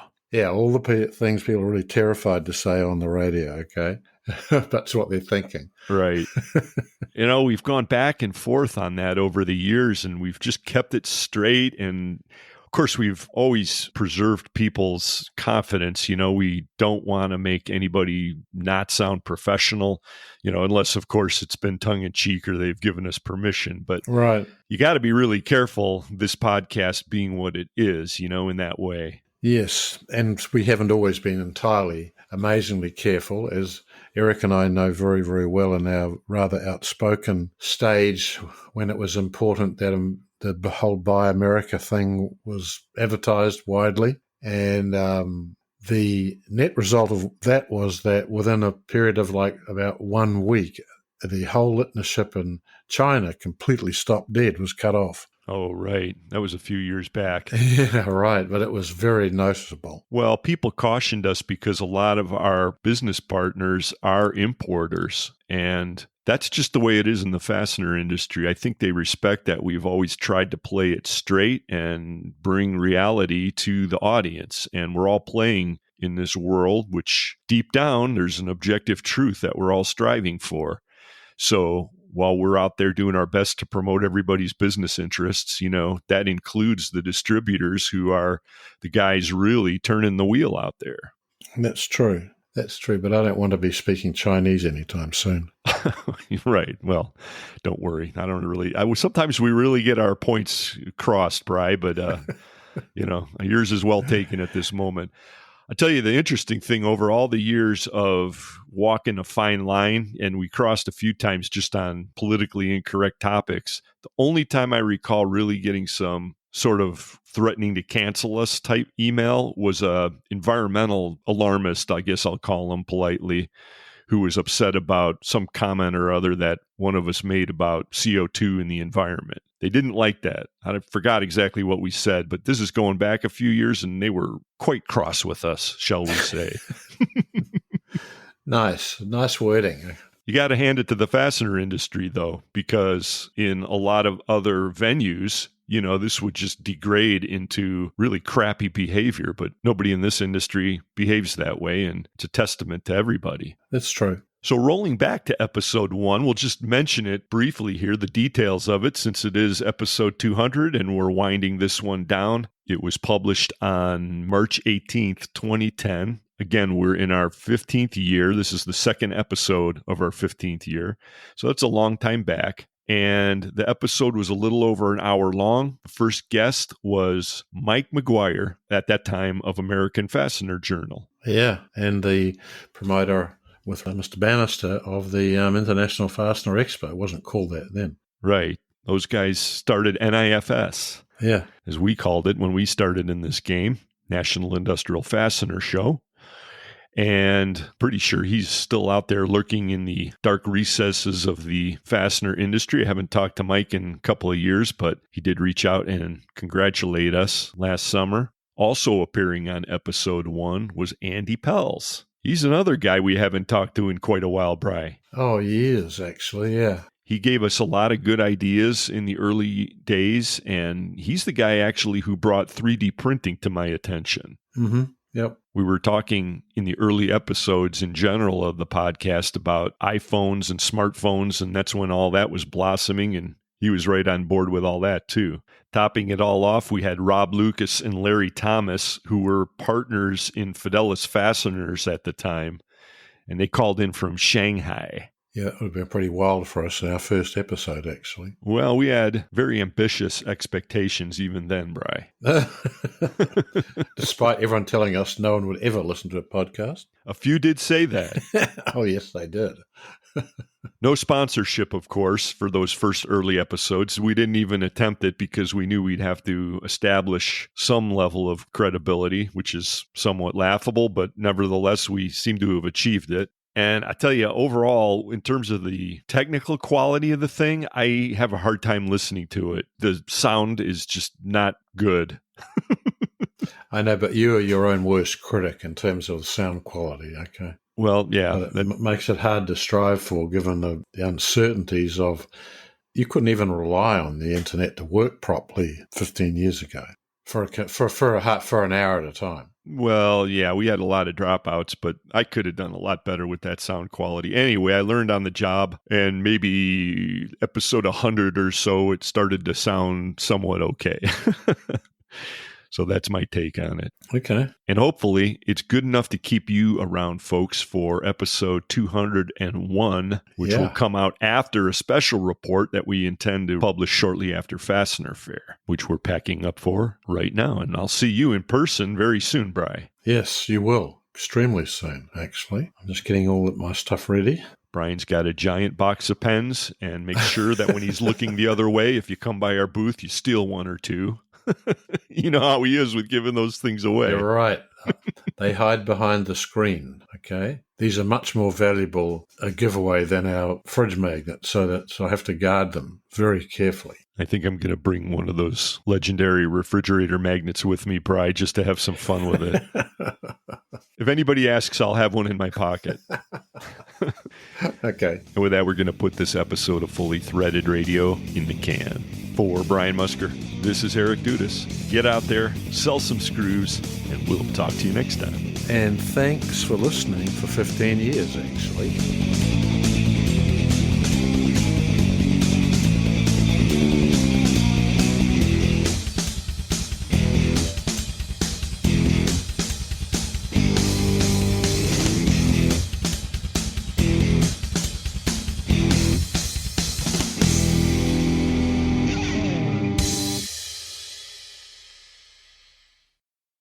Fully Threaded Radio is a production of Fasteners Clearinghouse. Music provided by Audionautics. Mr. Garner, do you agree with Ben, or do you think we can stimulate growth through temporary incentives? As long as the roots are not severed, all is well, and all will be well in the garden. In the garden? Yes.